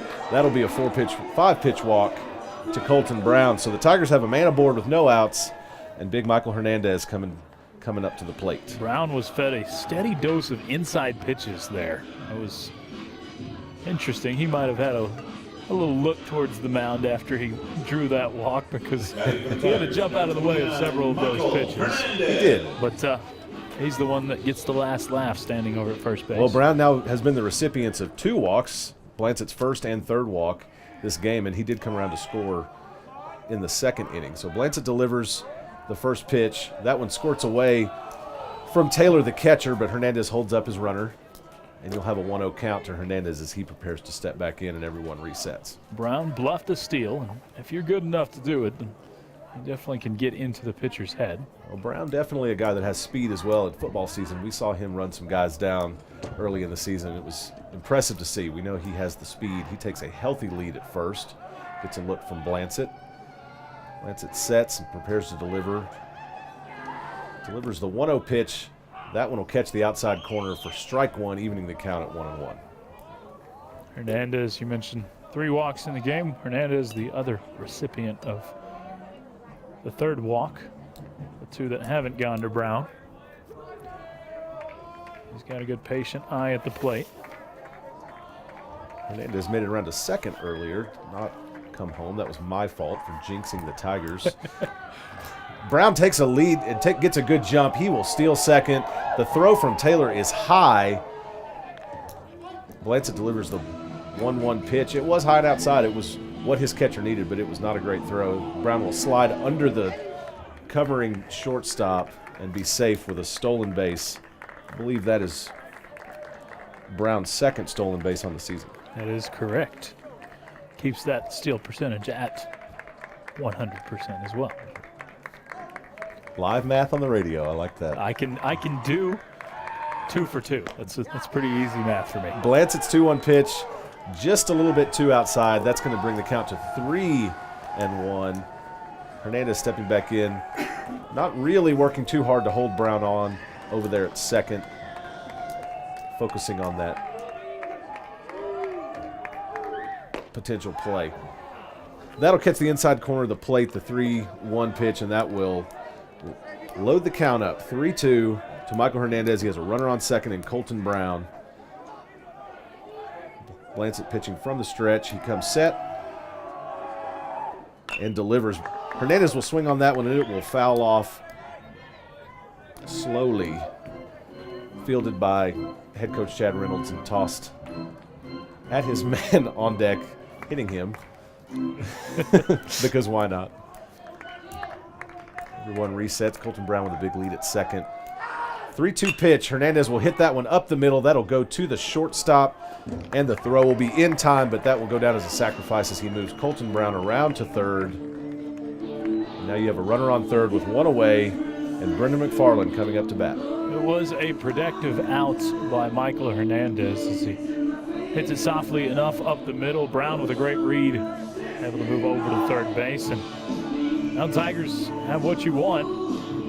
Runner at third base with less than 2 outs. Brendan McFarland. A lot easier said than done, but McFarland just needs to hit one to medium depth outfield. And really doesn't even have to be that deep with the speed that Brown has at third base. That's right. McFarland at 371 here on the season. Blancett will deliver the first pitch. Once again, working the outside of that plate. That one will go down as a strike, so an 0-1 count to McFarland as he steps back in. Just never quite sure how much of the outside corner he'll need to get that call tonight. Long look in for Blancett. He comes set again from the stretch. Brown with a lead, looking him down. McFarland will swing through that fastball, and that is going to be strike two, an 0-2 count to him as he steps back in. Swear, you got to choke and poke. That's right. You got to do what you got to do to get your man home in this kind of situation. I'm sure McFarland knows that as well. A very long look in by Blancett, and he finally does come set and delivers the 0-2 pitch. That one's inside. McFarland will raise his arms to get out of the way of that one, and that'll be ball one. Count is 1-2 with Colton Brown over there on third. McFarland, old school, going without the batting gloves tonight. It's just tough. Don't see that. That's just farm boy baseball right there. It makes you think. It's an assumption you automatically make. Man, that dude's tough. You're not wearing batting gloves. The 1-2 pitch will be high. Pulls Taylor up out of his stance to grab that one. That will even the count at 2-2. Well, knowing McFarland and his family, he's doing work. So I'm sure his calluses have been well built, Choice. Probably so. He may not need those gloves at all. It's one of those good type of stereotypes. That's right, absolutely. I was talking today with a friend that said she got a couple jobs on her resume just saying she was a farm kid. So farm kid. Yep, it says something. 2-2 pitch for Blancett. That one a called strike three. That one looked a little more outside corner than the others have, but he will go down looking. So Colton Brown still on third. 2 outs now to the Tigers as Christian Kaiser, your shortstop, steps in. That one was one that's pitchers rejoicing and the batters frustrated because it was a very much borderline pitch. A generous strike three call. But generous, that's the professional word for it. I like that. Chatat, gotta protect if it's close, and that one was close enough, so. Yep. The hero so far in the game for Friendship up. Blancett, the first pitch, a little inside, scoots Kaiser back from the plate, and that'll be ball one. Kaiser, the shortstop, batting 196 coming into this game. He did, however, have a 2 RBI single in the second inning. He has speedy Colton Brown over there at third. The 1-0 pitch delivered, and that'll be sprayed off foul, evening the count at 1-1 for Kaiser. Kaiser, the opposite, go with both gloves and doing the spit move. Get the extra grip. Got the one sleeve going too. Yeah. It's a white sleeve, so we know he's not sharing with Blancett. So 1-1 count to Kaiser. Blancett still looks in. Now he comes set, pitching from the stretch with a runner on. He will deliver. He will peg Kaiser in the middle of the back. Home plate umpire will jog down between the two. Didn't see anything from Kaiser to think anything would happen there, but Kaiser will take a base as a hit batsman. So you have runners on first and third with 2 outs. And Caden Jenkins, the center fielder, coming up, batting .480 coming into the game today. Got to make him pay for the 2-out walk there. It was a hit by pitch, but Yeah, that was just a curveball that didn't curve. If you're going to wear one, that's the type of one you want to wear, but still probably will be a little sore tomorrow. So would that have been an out in the new college baseball rules? I mean, he did turn at the very least as it hit him in the middle of the back. No, I think you still have plenty of opportunity to sit in there in case it's a breaking ball that is going to break. That's right. But that one just didn't move when you expected it to move. Jenkins gets time as he steps back out. Everyone resets. Blancett looks in, checks the runner at first. Comes set, delivers the first pitch. That one way outside for ball one. It only would be an out if you were UT Rio Grande Valley playing at Texas. It's happened quite a bit now, enough to get some folks grumpy. Not that Jim Schlossnagle at TCU isn't often grumpy. He has complained about that rule. He's not as grumpy as his boy coaches football down the road. That's right. Yeah, he is a grumpy little fella. The 1-0 pitch, a fastball down the middle. That'll be strike one, evening the count at 1-1. So you have runners on the corners. A 1-1 count. Caden Jenkins waits for Blancett to adjust his belt. Jenkins now steps back in. Healthy lead for Kaiser at first. Brown staring down the pitcher, causing whatever mayhem he can. Blancett checks the runner and comes set. Delivers the 1-1 pitch. That one hit down the left field line. That one will spray off and bend foul for Caden Jenkins. Tough one there. That is a tough one. That'll bring the count to 1-2. That one looked really good off the bat and then just bent out into the left field corner. That one looked a lot like my golf swing, just sliced the entire way away from Jenkins after he hit it, but it was well struck. It's not well placed. So dog leg lefts, Choice's best friend. Well, if I was a lefty. Oh, okay. Dog leg's right. Get the slice going. Blancett once again with the long look in. And he comes set. Delivers the 1-2 pitch. That one will be hit by Jenkins down the line. That one will also be foul.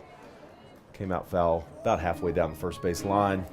And runners will all return to their positions, and we'll do it again. Somewhere in 1-2 between. count. Somewhere in between those last two. Try to find a good spot. Because again, Jenkins has elite level speed. Just get it somewhere, even to the left side of the infield, and you might be able to beat something out.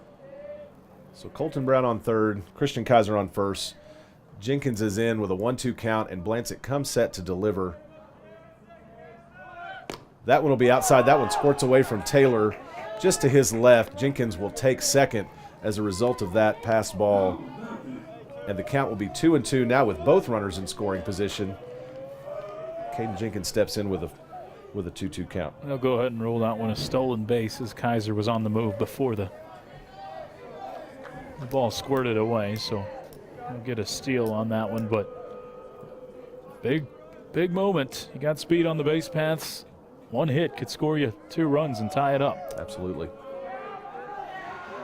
Long look by Blancett. Jenkins will ask for time and step back out. Now he is halfway in the box, taking a breath, giving the bat a pep talk, and here we go. Blancett comes set with a 2-2 count, 2 runners in scoring position. He will deliver that pitch. Jenkins will swing through that outside fastball for strike 3, and that will strand both runners for the Tigers. Midland High continues to lead 4-2 as we head into the top of the 5th. This is Friendship Tiger Baseball on Oldies 97.7. Score Midland High 4, Friendship Tigers. Hey, let's check out this park.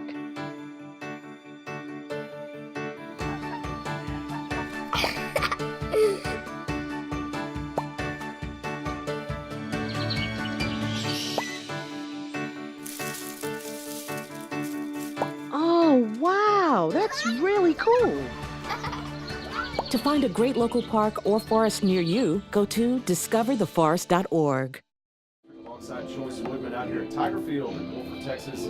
Friendship Tigers facing off with the Midland High Bulldogs in District 2-6A action. Both teams 2-1 currently in district play, so looking to split up that tie there. Currently the Bulldogs lead the Tigers 4-2 as we head here into the top of the 5th. It is a beautiful night for baseball, just a little bit of a breeze, fully dark now. Softball playing next door, a big full moon up in the sky.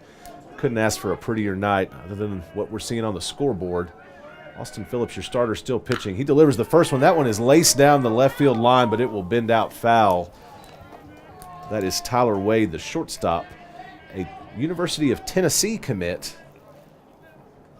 up to bat for the Bulldogs.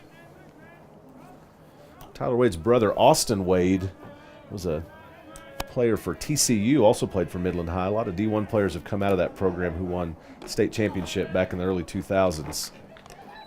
Tyler Wade will take the second pitch. That's a low ball inside from Austin Phillips. Phillips should be getting up in the pitch count now. He's been in this full game. He'll deliver. Not sure what the umpire didn't like about that one, but that is going to be ball 2. That'll be a 2-1 count to Wade. That looked like a fastball down the middle. It's hard to see. Maybe it did drop a little bit low out of the zone. Maybe it had more movement on it than I could see from where we are. It is hard to tell the height of baseballs where we are. Wade will swing on the next one and spray it off foul over the home stands. That'll even the count at 2-2. Nobody on. Is that one towards your truck? That one was, I believe. That's all right, though. My truck is like 27 years old or something. As long as it doesn't take a window out, you're good. Right? That's right. Get a little chilly on the way home. Yeah. 2-2 pitch from Phillips. That one is turned on by Tyler Wade. It has left fielder McFarland kind of spinning around, and he will make the catch. It looked great off the bat, but it did hold up in the wind. Yep. And that'll be out number 1, a fly out for the Bulldogs. Ball's not going to carry well tonight, and definitely not going to carry well when you get it that high in the air. He smoked it, but he did. But just it's going to be hard to get anything out this evening unless you're just pulling a laser right down the line towards that 320 spot. Breeze kind of coming in from right center now, aimed right at home plate, so that one played a little funny with it. McFarland had to spin around. First pitch from Phillips looks pretty good, maybe a little bit high. That'll be ball 1 to the, we're not sure where he's playing, Sean Porter. He started as the right fielder. We believe he's the right fielder. I think he again. is the right fielder again. Yes. It was basically musical chairs out there for an inning in outfield, but so the 1-0 pitch to Porter, he will spray that one off foul over the home stands. And that'll even the count at 1-1. Yeah, they did play some musical chairs out there. It was all in one inning, though. It was. They put it was a lot. A different fielder out there, then they put another different fielder out there, and then they rotated everybody 3 times. And we're back to where we started. 1-1 pitch from Phillips. That one is a little bit outside and low, it looks like, but Porter will take a hack at it. And that'll be a swinging strike for strike 2. Phillips comes set, prepares for the 1-2 pitch. He will deliver quickly. That one laned right back up to Phillips. He makes the catch, and the underhanded toss to Riley Robinson at first for the second out of the inning. Really well played by Phillips. He's had 2 go by the glove tonight, and that one just came right to him. He was able to grab it quickly off the bounce and get it over there to Riley Robinson easily. Yeah, not hit super hard, but it was an awkward grab for Phillips. He's still able to put the glove right on it, snag it, and then run over towards first base to make the play. So the 1-3 ground out will be the second out of the inning. Phillips comes set, prepared for first baseman Kyler Wagaman. That first pitch will be a strike by Phillips, so an 0-1 count to number 25 Wagaman with the double-striped stirrup socks that I mentioned earlier as he steps back in, down by a strike. Wagaman, one of 2 batters that's 0 for 2 today for Midland High. Phillips delivers. I believe that one's a ball. It looked like it might have gone off the face mask of Kennard. Bounced out to the right. Of course, no runners aboard, so no damage done. That'll even the count at 1-1. I think it hit the shin guard, actually. Bounced a fastball. It was a little lower. Okay, thank you. So the 1-1 pitch from Phillips. That one swung on and missed. That'll be 1 ball and 2 strikes to Wagaman. Phillips working pretty quickly here. He's retired 7 in a row now. Not 7 in a row, but 1 was caught stealing, so I'll give him credit. The 1-2 pitch will be a little bit low and outside to even the count at 2-2. The Tigers have retired 8 in a row. 1 was caught stealing after a single to second base. Phillips comes set, and delivers that pitch. He will swing through it for strike 3. Another strikeout for Austin Phillips, his 5th of the day. The Tigers will retire him in order with no runs, no hits, no errors, no one left aboard. Midland High continues to lead 4-2 as we head into the bottom of the 5th. This is Friendship Tiger Baseball on Oldies 97.7. There was an old woman who lived in a shoe. She had so many children, she didn't know what to do.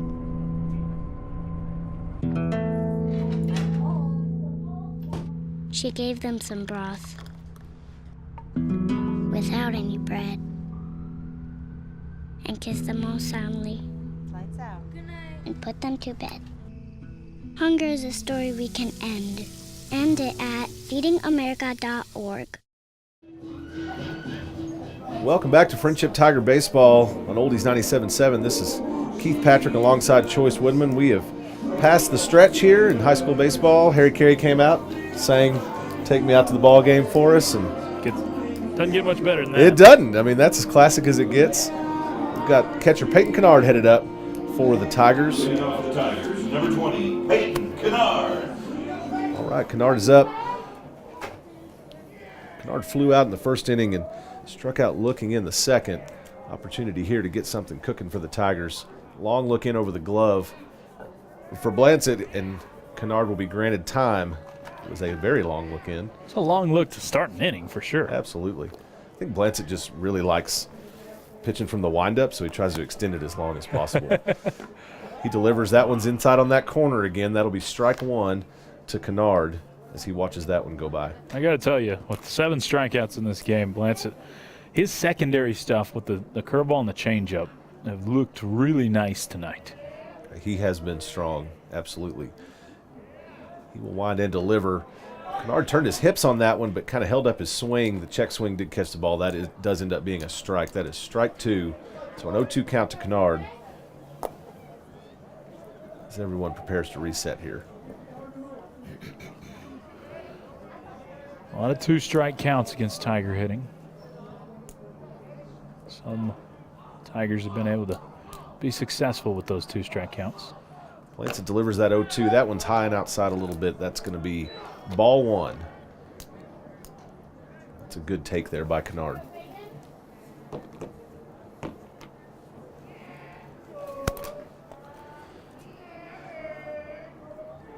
wonder if Blancett talks to his glove while he's hidden back there. He might. Those long looks in. He might. Maybe he's waiting for a response. That's the time he's taking.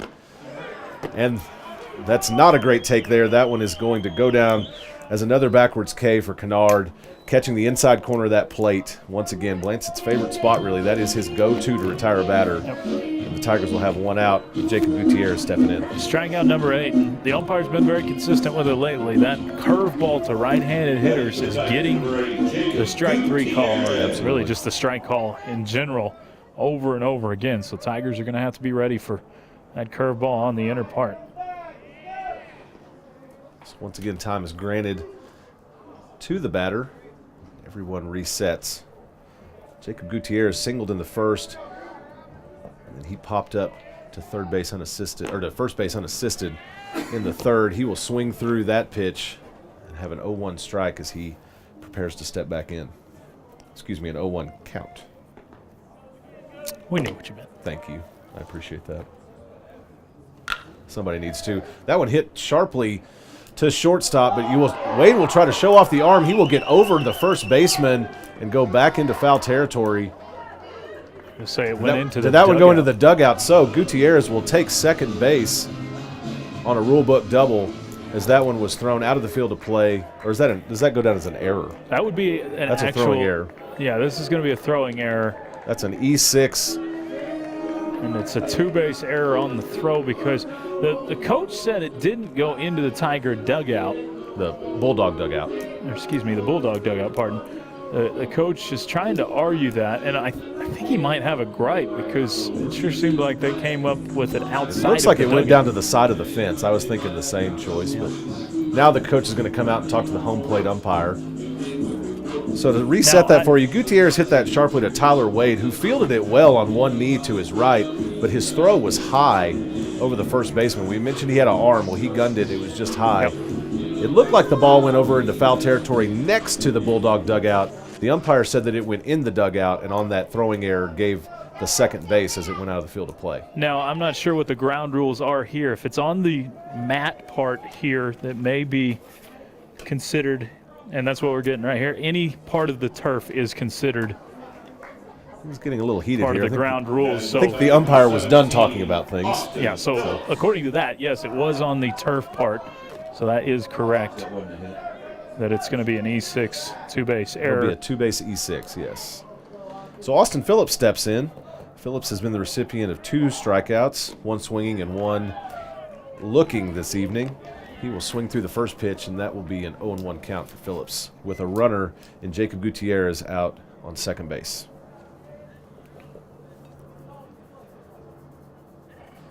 Phillips bouncing the bat over the plate, ready for a pitch from Blancett, who now pitching from the stretch.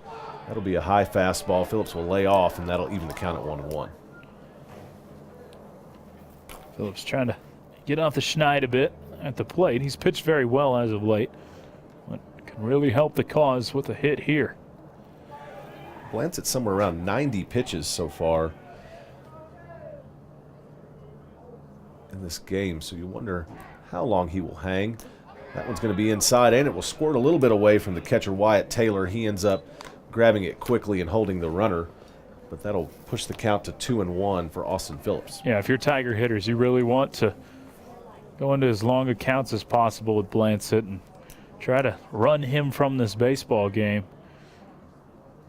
because you've still got a couple innings to go. Absolutely. I would doubt that we see Blancett the entire way. Absolutely. A lot of baseball left to play here, and the Tigers are definitely gritting it out. Blancett on that inside corner again. That will be strike 2, so that evens the count at 2-2 to Austin Phillips. It's been right there all night, and it's continued to be called that inside corner curveball.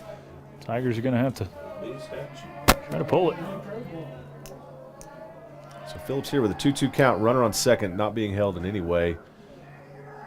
And the pitch, that one will be low and outside. That'll give you a full count here at 3-2 for Austin Phillips, who stays in the box. He is ready to roll.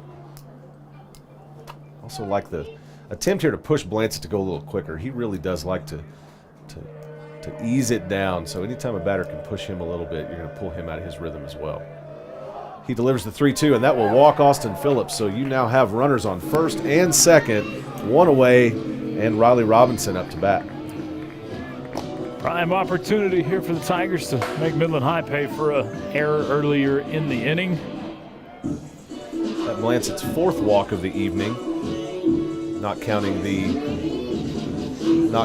hit batsman that he had as well. Colton Anderson coming in as a courtesy runner for the pitcher Austin Phillips. Opportunity for Anderson to get some time in, but good opportunity to put some extra speed on the bases. Number 16, Riley Robinson.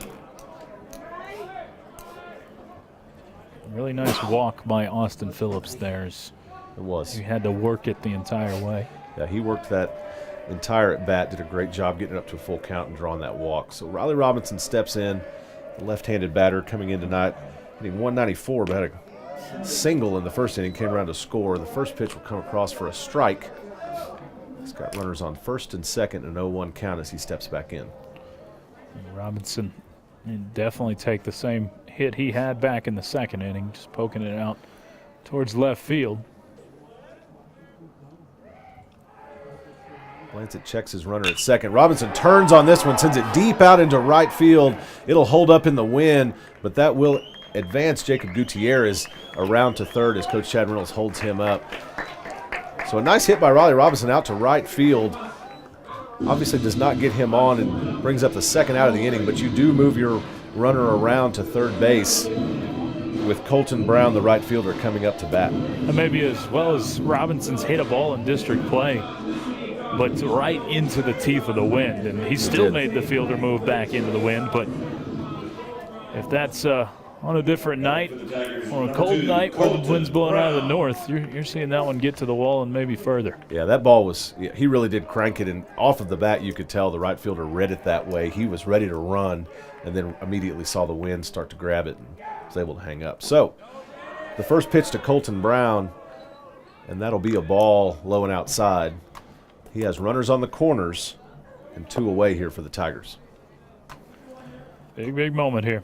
Colton Brown, the recipient of 2 walks. In the second inning, he did come around to score. And in the fourth, he was stranded on third. He did steal second in that one.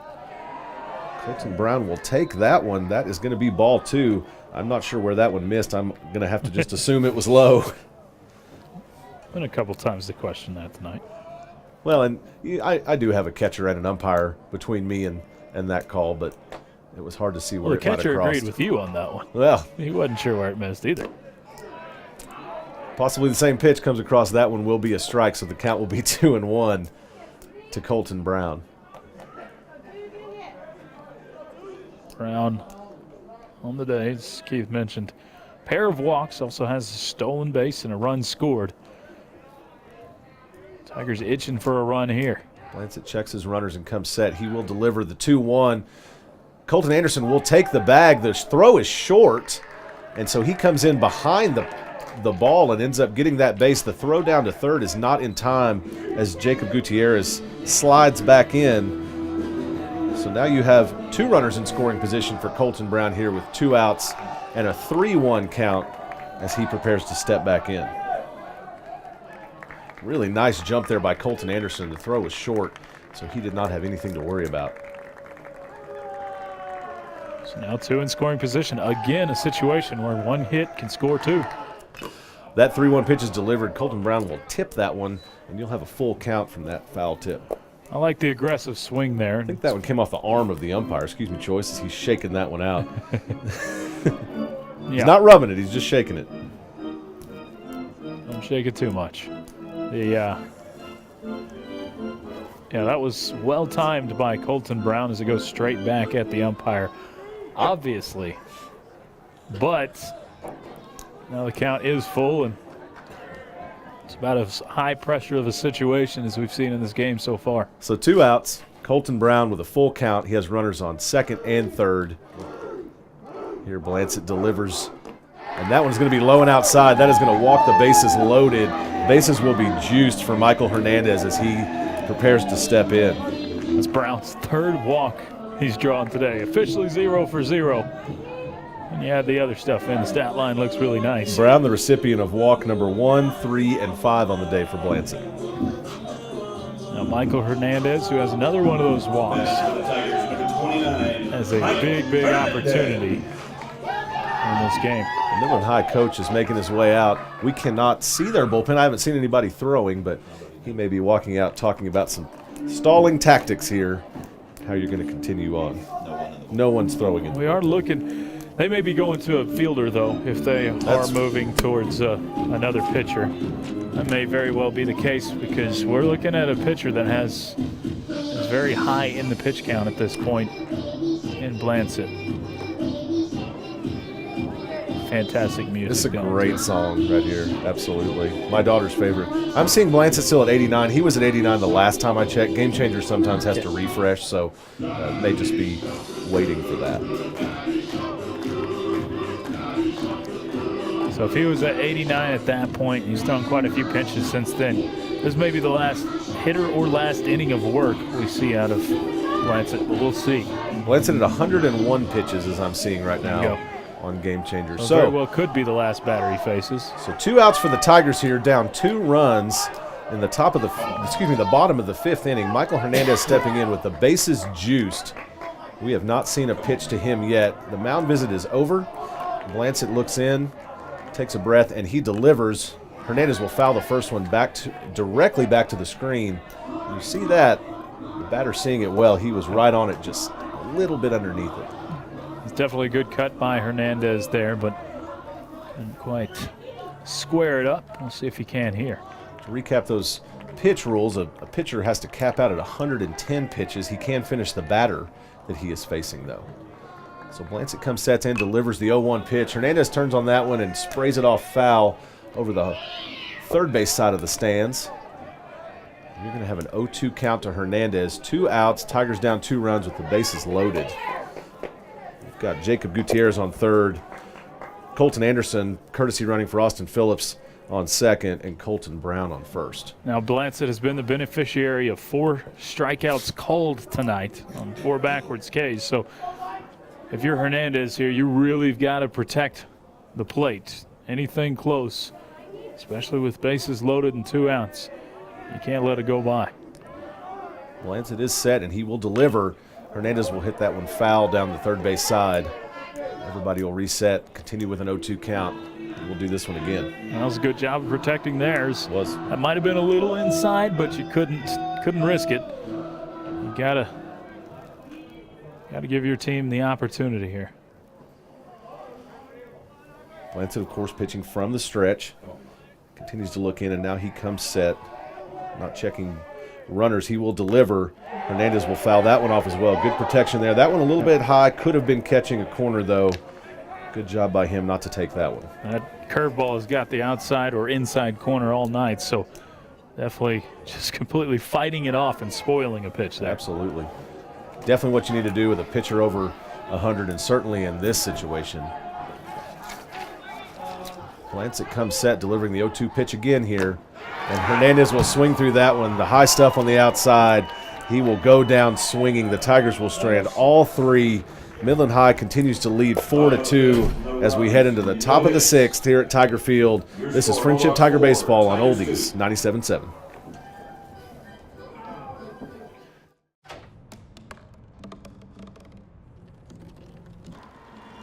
Everybody has a dream.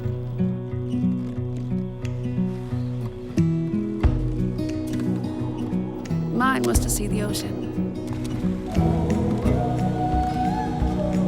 And with a little help, I made it.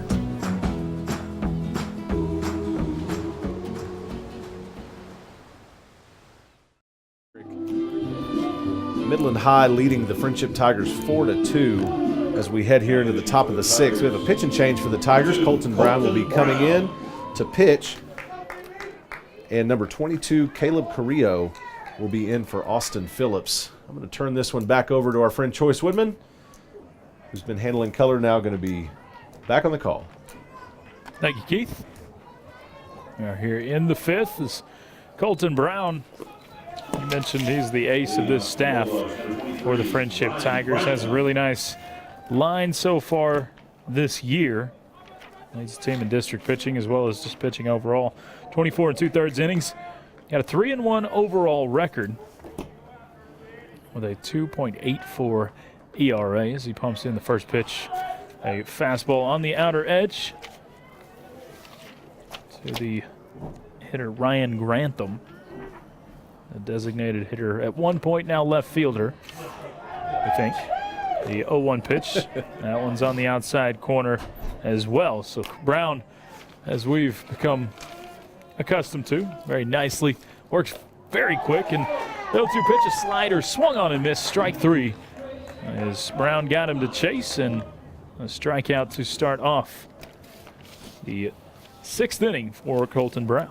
Close the book for you here, Choice, on Austin Phillips. Please do. He pitched 96 pitches, so good change there as he approached his pitch limit. He went 5 full innings pitched, allowed 3 hits, 4 runs, only 1 of them earned, 5 walks, and 4 walks and 5 strikeouts. 4 walks, 5 strikeouts. Not a bad line for Austin Phillips. And we got a pinch hitter here for Midland High as Hayden Morris will step in for Wyatt Taylor. And by Hayden Morse, that is Morse, like Morse code. Yes, not Morris, but Morse. Yes. Wonder if he gets a cut of money every time someone uses Morse code. Oh, yeah, must. Definitely. That's how that works, I think. Is it not? Oh. Yeah. Next pitch is swung on and missed, so quickly Morse down in the count. No balls and 2 strikes. The 0-2 pitch chopped down the third base line, but foul as Gutierrez gloves it to the left of the bag. So we'll do the 0-2 once again. Tigers really have had fantastic pitching and really solid defense over the last 3 innings. So they have faced the minimum over the last 3 innings. Yes, they are. Brown switches baseballs. Guess that ball might have been a little scuffed from the previous at bat. Or, excuse me, previous ball chopped down the third baseline. Now a ball scoots behind. It's always a sign you like to see as the opposition when they're warming up the bullpen and ball gets all the way behind home plate. Yeah. 0-2 pitch. Swung on and missed. Strike three. Colton Brown coming in relief, and two batters face, two strikeouts. I'm going to give you something here, Choice. That is a dash dot dash to Hayden Morse. Goodness. Wow.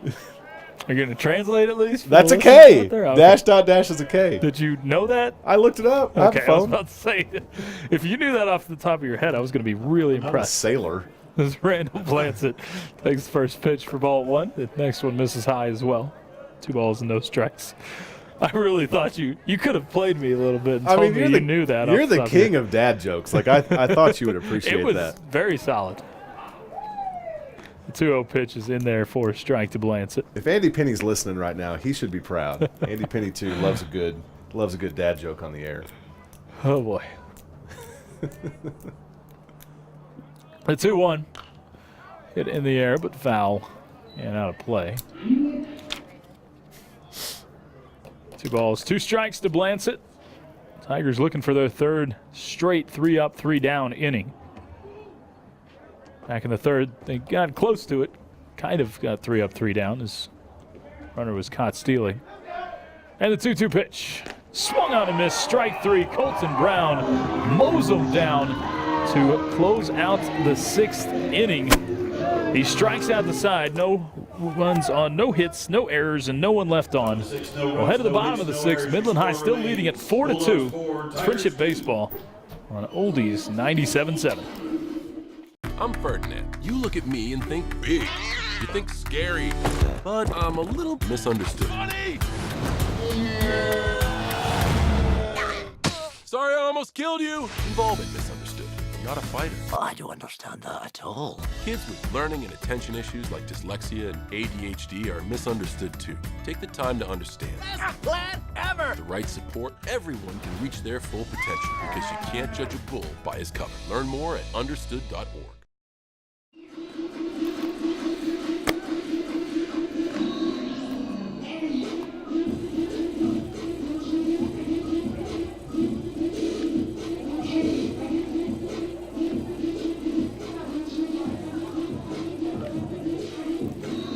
And we're back here at Tiger Field, here in the beautiful city of Wolford, Texas, alongside Keith Patrick. I'm Choice Woodman. This is Friendship Tigers Baseball on Oldies 97.7 and yours worldwide on the Oldies 97.7 mobile app. We play in the bottom half of the 6th inning. Midland High leads it over Friendship 4-2. Friendship coming up to bat. Due up for the Tigers. It's 8-9-1 in the order. Brendan McFarland, Christian Kaiser, and Caden Jenkins. We'll get a new pitcher on the mound for Midland High.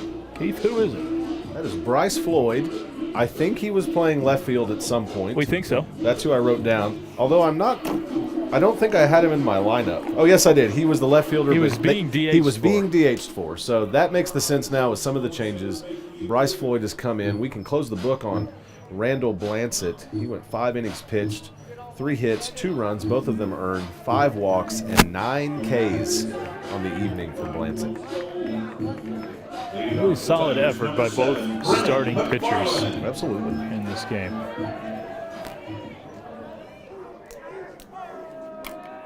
And on the mound, it is Floyd.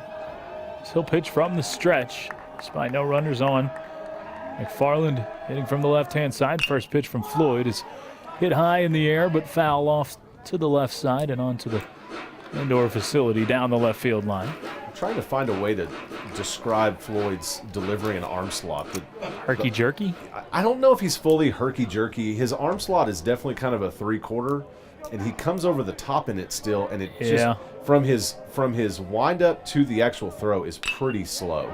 So the 0-1 pitch is hit in the air out to left center field. It will fall in the gap for a base hit. McFarland with a big turn will pulled up at first base, but it's a leadoff single for the Tigers. They're trying to rally here in the 6th. Really nice hit there by McFarland. Just a good piece of hitting. Gets out there right in the gap. I mean, it was perfectly hit. Yep. That eliminated the speed of both of those guys out there and was able to drop it in. And I think for Floyd, he brings the ball way back behind him as he brings it around in that slot. So that's what adds to that herky-jerky. There's a pitcher that pitched similar to that in the pros. I think Hideo Nomo had a similar type of delivery, and he not the same style, but I'm talking about the ball just going so far back. That adds to that length of the delivery. And it definitely hides the baseball. Not a hard thrower, but he'll pick it up late. Now the first pitch from Floyd to the number 9 hitter, Christian Kaiser. The breaking ball swung on and missed for strike one. I thought we were going to have another pitching change. A ball squirted out from others throwing in the Midland High bullpen out there, which is in the field for the Tigers on that first base side at the edge of foul territory. A ball squirted out, and the coach waved at one of his pitchers in the bullpen. I thought that he may be calling him in, but apparently not. Now he's just directing the outfield. He's directing traffic out there. Runner at first, nobody out. The 0-1 pitch is a breaking ball that breaks too far outside, making it 1 ball and 1 strike to Christian Kaiser. Kaiser is officially 1 for 1 today. Had the 2 RBI single back in the 2nd. Was hit by a pitch and stole a base in the 4th. He's been very active on the offensive side today. Hyenas are back. The 1-1 swung on and missed. So he seemed to be out in front of that one. 1 ball and 2 strikes. Again, Floyd not a hard thrower like Blancett was, but does disguise the baseball very well. Pick it up pretty late. The set and the 1-2. Swung on and missed. Strike 3 as Kaiser was out in front of it once again. And he is the first out in the bottom of the 6th inning.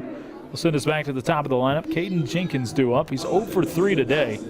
A little mini slump of his own. Came into the game hitting .480 on the year. Can use a hit right here. Play for the Tigers, number 10, Caden Jenkins.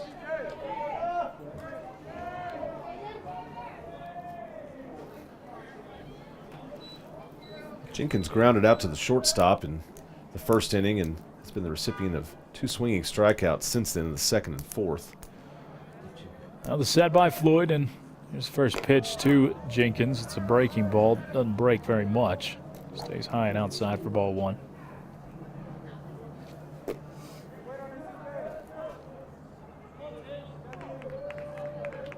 Yeah, it does feel like a very robotic type of motion for Floyd. Wiggles the glove and comes home with a 1-0. Runner on the move will get to second base, but the ball scoots by on the swinging strike. Jenkins told him to keep going, but McFarland didn't realize the ball had gotten by. Peyton Kennard was over here on the on-deck circle trying to wave him over too, but by then it was just a little bit late and he'd lost his momentum. But McFarland does end up on second in scoring position still. He does get the steal. He was on the move before the ball squirted loose. It was a swingy strike for Jenkins. Looked like a hit and run. So he's chased one out of the zone. The set by Floyd. And the 1-1 pitch. It's a little tight inside for ball 2. 2 balls, 1 strike, 1 out. It's 4-2. Midland High leads it over Friendship, despite Friendship out hitting Midland High 4-3 so far in the game. The other column over there, Tigers have committed 3 errors compared to 1 by Midland High in this game. The set by Floyd after a long look in, and the 2-1.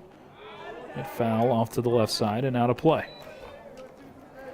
2 balls, 2 strikes, 1 out.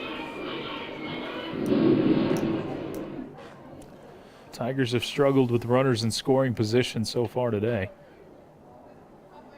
Did plated 2 on that 2 RBI single by Kaiser earlier in the game with the bases loaded. Outside of that, they've been over. 2-2 pitch stays outside. A tough take. Tried the back door, but didn't get the call. Yeah, I think Floyd really was wanting that one. He looked pretty disappointed when he saw that call, but I think it was the right one. That's not even the homer in me. That was just the right call. That was a ball. It's one where someone's going to walk away disappointed, either Floyd or Jenkins, because it's right there on the edge. Jenkins rubbing the batting gloves together, slaps them together, steps back into the box. Floyd peers in and comes set. Look back to second, and here's the payoff pitch. Curveball stays out. Ball 4 as Jenkins will reach first base for the first time tonight. And the Tigers have runners at first and second with just one out. Peyton Kennard coming up to the plate. He's 0 for 3 today, seeking his first hit of the game. I mentioned the coach earlier when there was a little bit of confusion with the bullpen, and haven't mentioned tonight that new look for the Midland High Bulldogs, new head coach this year, which is a change worth mentioning. Coach Barry Russell retired last year after 22 seasons as their head coach. He was a state champion, state semifinalist, regional semifinalist 7 times, 8 district championships. Really built something there at Midland High. 736 and 356 and 2 record in his 22 seasons. Floyd brings home the first pitch to the new batter. It's on the ground out to second base as Kennard moves both runners over. The second baseman reaches down. Giles makes the play and throws to first in time. Just about a couple feet further to the right, and that's perfectly placed, but it still is a productive at-bat at that, because now you've got, once again, 2 runners in scoring position. Yes, sir. And 2 outs. Tigers, number 8, As Jacob Gutierrez will step up to the plate. Absolutely. And we will have a mound visit here from the coach. To finish my thought there, not to brag too much on another team's coach, but you do enjoy the people that have been around baseball a long time. He deserves the and brag. been successful, absolutely. And that's a little bit of home cooking for me. I mentioned that state championship in 2001. My brother-in-law was on that team, Madison Edwards, and I mentioned D1 baseball players coming out of Midland High. Madison came on and played at Texas Tech as well. So a little connection to that program. Got to talk to Coach Russell last year when you and I went there to call the last game with them in the season and enjoyed a visit. Just a guy that really loved coaching baseball and shared some memories with me that I appreciated. Now we do have this meeting on the mound that's taken a good little while. And I saw some changes go on as well. I saw a change out to the outfield. I think we have a new pitcher. We have Blancett coming back in. That's number 3. That is Randall Blancett. We're getting Blancett back on the mound, which he's got 107 pitches. I think the coach is asking what the pitch count is. I think I had 106, 107. So 107. We're not official up here, though. Yeah. We don't. They're. No, So they're getting the official pitch count. It's 107. So, again, in high school baseball, you can re-enter. It's a weird rule, but. And Floyd replaced Blancett, so I mean, Blancett, directly. By the way, he basically has one batter right here. That's what you're working with. Yes. They decided, hey, we're going to come back in. He does have this one batter left, so we'll do it again. It's a very odd thing. What baseball fans not really used to. Wait, he started the game and now he's coming back in. Right. But and I mean, you're trying to use him as best you can. It is a big situational move there. Every one of these teams has to think about their next game and who's going to be able to throw there, later in the week, Friday or Saturday. And, you also don't know exactly who else they have in the pen. This may be their best option. And do remember, he's at 107. He can finish the batter after he hits the 110 mark. So if this is a bat that goes further than 3 pitches. Now, Blancett might be a little cold, so we'll see that. He gets a very, very generous first pitch strike call on the inside corner. Yeah, that caught the inside corner of the batter's box, Choice. That one was... Gutierrez scooted out of the almost way. got him in the knees, yeah. So I'm going back to my original pin color now. To go back to Blancett.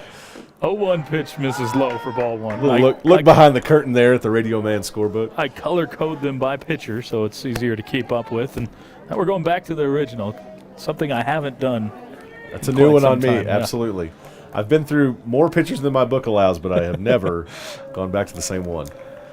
The set and the 1-1.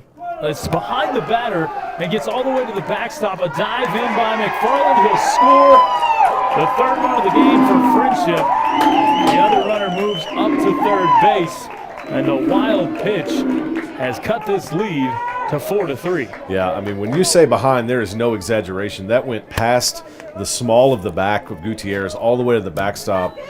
Wyatt Taylor did his best to get to it off the bounce. He did make the toss, but it just wasn't going to be in time for a guy with the speed of McFarland, who slid in head first. And there you go, a run scored for the Tigers, and that is an earned run on a wild pitch. Jenkins moved up to third base.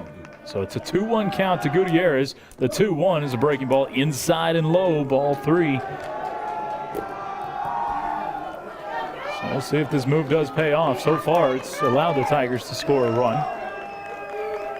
Gutierrez with a great hitter's count at 3 balls and a strike, looking to drive it somewhere. And you got to think Blancett doesn't want to walk him because he knows it's his last batter, too. Absolutely, yep. The 3-1. Curveball buckles the knees and is over for a high strike. 3 balls and 2 strikes. Now to Gutierrez. This may be the most pressure-packed situation we've seen so far in district play. This is fun baseball for sure, and you also have an X factor over there with the speed of Caden Jenkins. It definitely means something with Blancett throwing a little wild. Pitch. Grounded out to third base, off the third baseman's leg. This will score a run.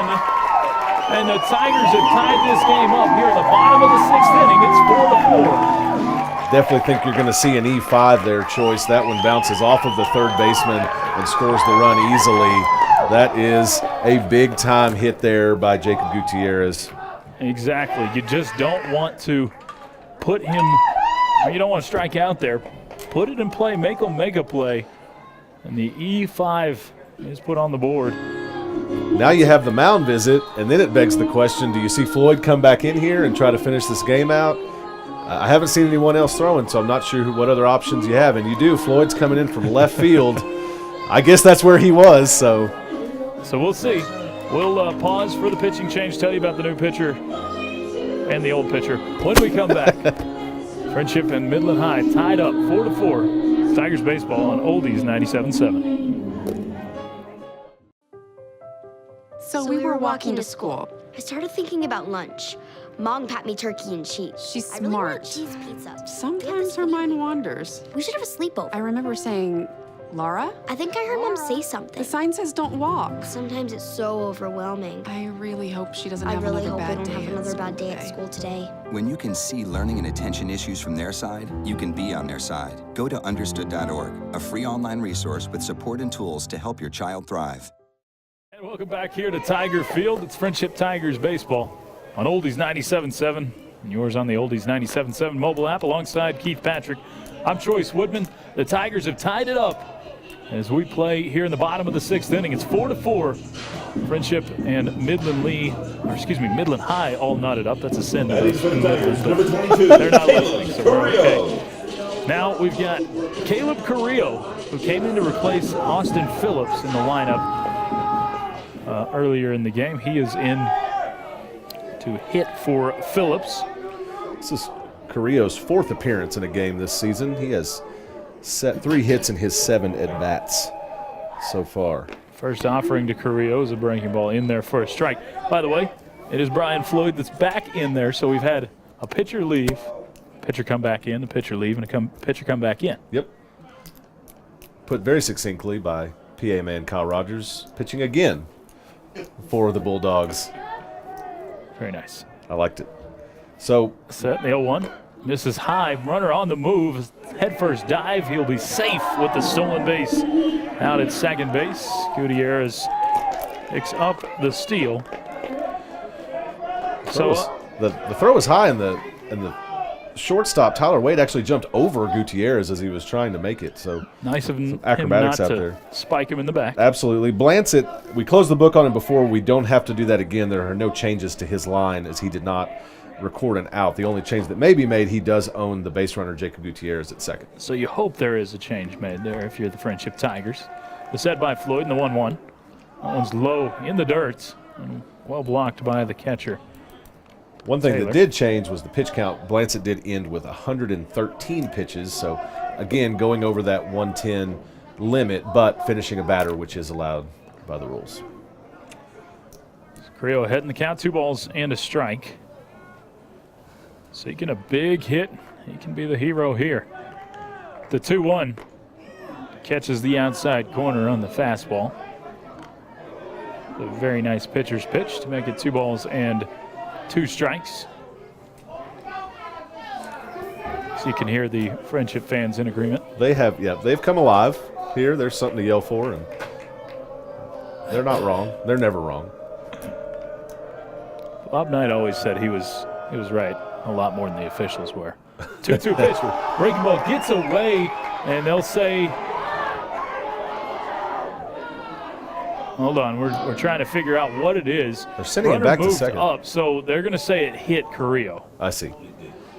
So it looked like it bounced out past, like it was a wild pitch, but if it hit Carrillo, then that So makes they sense. will send Gutierrez back out to second base, which if it hit Carrillo, that's exactly what should happen. And Carrillo goes to first base on the hit by pitch. Riley Robinson, the veteran, up in a big moment here. Well, he struggled a little bit this year. He's definitely a guy you would like up in this situation. 2 outs in the bottom of the 6th inning. Tigers have played 2 runs and tied it up at 4 apiece with Midland High. We've had a couple of pitching changes. We're back to the pitcher we had to start the inning, though. And Brian Floyd, he's got runners at first and second. So he faces Riley Robinson, 1 for 3 on the day. And the first pitch from Bryce Floyd is low for ball 1. This is just fun baseball. It's It is. more fun now that it's a tie ball game, for sure, but it is fun baseball out here tonight on a beautiful evening. This is just something about high school baseball. It's just pure. It's just fun to watch the game. It's set in the 1-0. So a curveball that curves all the way across the zone and gets inside on Robinson for ball 2. One had a lot of movement, but moving through and extremely through. slow. Yeah, it was. Felt like it took forever to get to the plate. Wind has died just a little bit, just enough to flutter the flags. They're not waving as they were. Set by Floyd in the 2-0. Hit on the ground, foul towards the first base dugout, occupied by Midland High. 2 balls and a strike to Riley Robinson. Tigers would love to enter the 7th inning with a lead and have a chance to close it down. They need to get a run right here for that to happen. The set by Floyd in the 2-1. Hit the opposite way down the left field line, and it is foul. Oh, my goodness. I don't know about that one, Choice. Coach Reynolds isn't arguing it. He was pointing fair initially, but the umpire called it foul off the bat. I got to tell you, it's a little hard to see where I am. So. We're looking through the screen, and so it's a little tough. Yeah, but I do have a pretty good view of that area of the line, and man, it really looked like it was a ball width fair inside the left field line. But both umpires did call it foul. I don't see Coach Reynolds arguing with it too much. But I'll tell you, it's about as close as you can get on a fair foul call. Absolutely. And man, Robinson. You talked about it last game, Keith, but a game of inches. That one is apparent right there. Now we're going to get a A mound visit from the coach again. This is one the fans will not be excited about. I guess they don't care about getting back. And well, I'll tell you, we've had several homework done tonight. games in district play that have been an hour and 23, an hour and 24 minutes. We got spoiled early We on. did, and now here we are. This one is dragging on a little more. Now, I do want to say one quick thing, Choice. Congratulations, Friendship Tigers softball beating Odessa Permian 13-3 tonight. They were just over here next door. We saw them playing just a little while ago.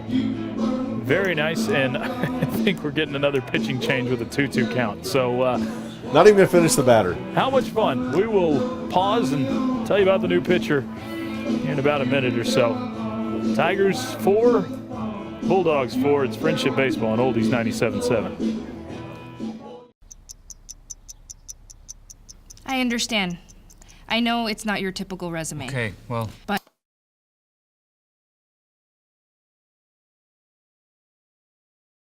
candidate. But I've been working double shifts just to pay for books. I've been raising my 2 little brothers. I'm determined, driven, motivated. Isn't that what you're looking for? Look beyond the resume and discover new ways to develop great talent at gradsoflife.org. This is Tiger Field. It's Friendship Baseball on Oldies 97.7 with Keith Patrick. I'm Choice Woodman. A pivotal moment in the game. Tigers and Bulldogs of Midland High tied up at 4 apiece. And odd time for a pitching change, but you can do it whenever you want if you're the head coach. It's a 2-ball, 2-strike count with 2 outs. Riley Robinson up, runners at first and second base, and Austin Price will toe the rubber.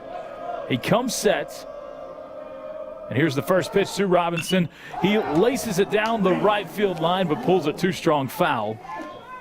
As that one was not near as close of a call as we just saw previously. Robinson fighting hard in this count, or excuse me, in this game.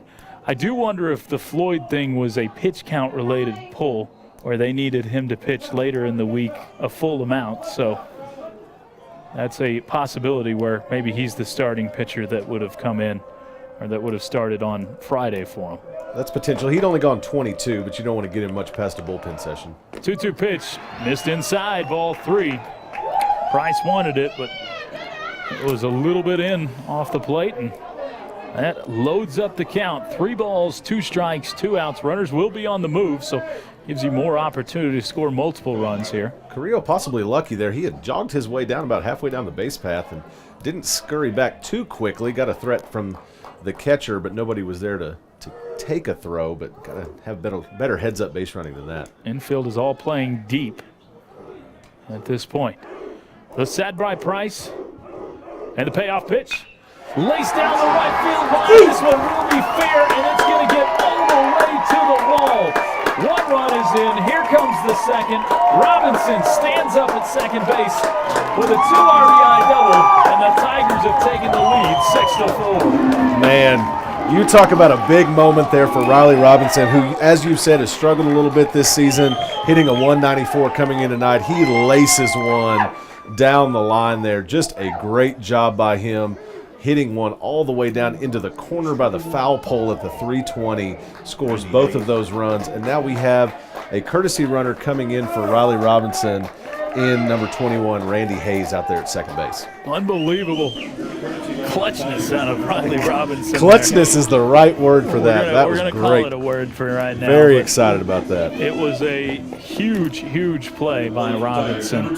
As he struggled this season, but like I said, you don't want anybody but a veteran up there in that situation, and he comes through in a big moment. So let's Friendship. reclose the book here, and I won't go through the whole thing, but Blancett will now move up to 3 runs as he owned Jacob Gutierrez, the only batter he faced on his second time around pitching.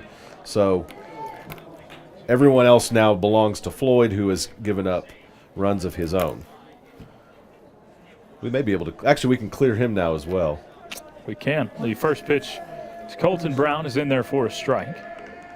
Second offering is a pitch Brown is fooled on, half check swing that he definitely went around on. And so Brown quickly down, no balls and 2 strikes. So Floyd goes 2/3 of an inning, 1 hit, 3 runs, all of them earned, 1 walk and 1 strikeout.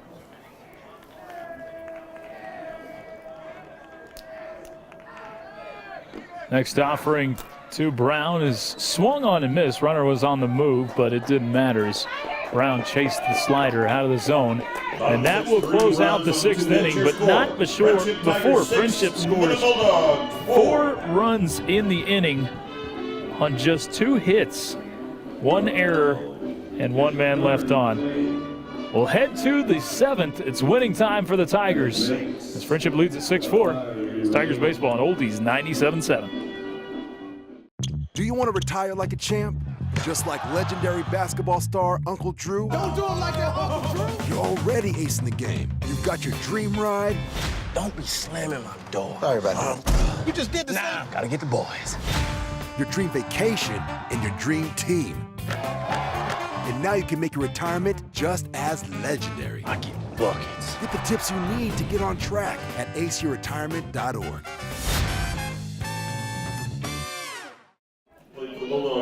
Back here at Tiger Field, it's Friendship Tigers baseball on Oldies 97.7. Alongside Keith Patrick, I'm Choice Woodman. Glad to have you with us on a Tuesday night. Tigers with a chance to win it after playing 4 runs in the bottom of the 6th inning to take a 6-4 lead over Midland High. And it's 1, 2, and 3 up in the order for Midland High as Cooper Giles takes a first pitch strike off the right arm of Colton Brown. Now he'll bunt this one, deadened right in front of the plate. Kennard comes up with it, and the catcher throws him out at first base for the first out of the 7th. Yeah, talk about deadened. It dropped right in front of the plate and just slightly rolled up. It's hard to even say it rolled up left. It was basically just in front of the batter's box, but Kennard did a good job grabbing it, getting out into clear territory, and tossing it down to Riley Robinson for the out. Yeah, that thing is probably 2 feet in front of the plate, so an easy play for Kennard to just go routine on that one.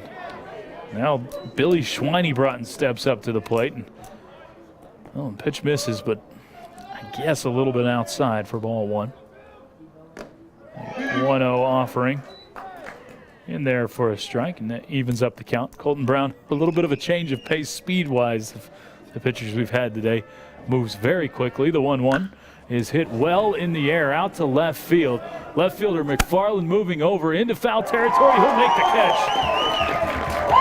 About 15 feet in front of the wall in foul territory, and quickly the Midland High Bulldogs have 2 away here in the 7th. If you ever say somebody skies a ball, that is exactly what Schweinebrotten did there. He sent it way up there. It was carrying. It looked really solid off the bat. Held up a little bit and gave McFarland plenty of time to get out 30 feet into foul territory and grab that ball for an out. First pitch swinging is Ivan Dominguez, and he'll send this one over where McFarland was, but doesn't put it in the air enough. It is foul as it falls to the ground in foul territory for strike 1. In the game, Dominguez is officially 0 for 2. Walked back in the first inning, reached on an error in the second, and then grounded out.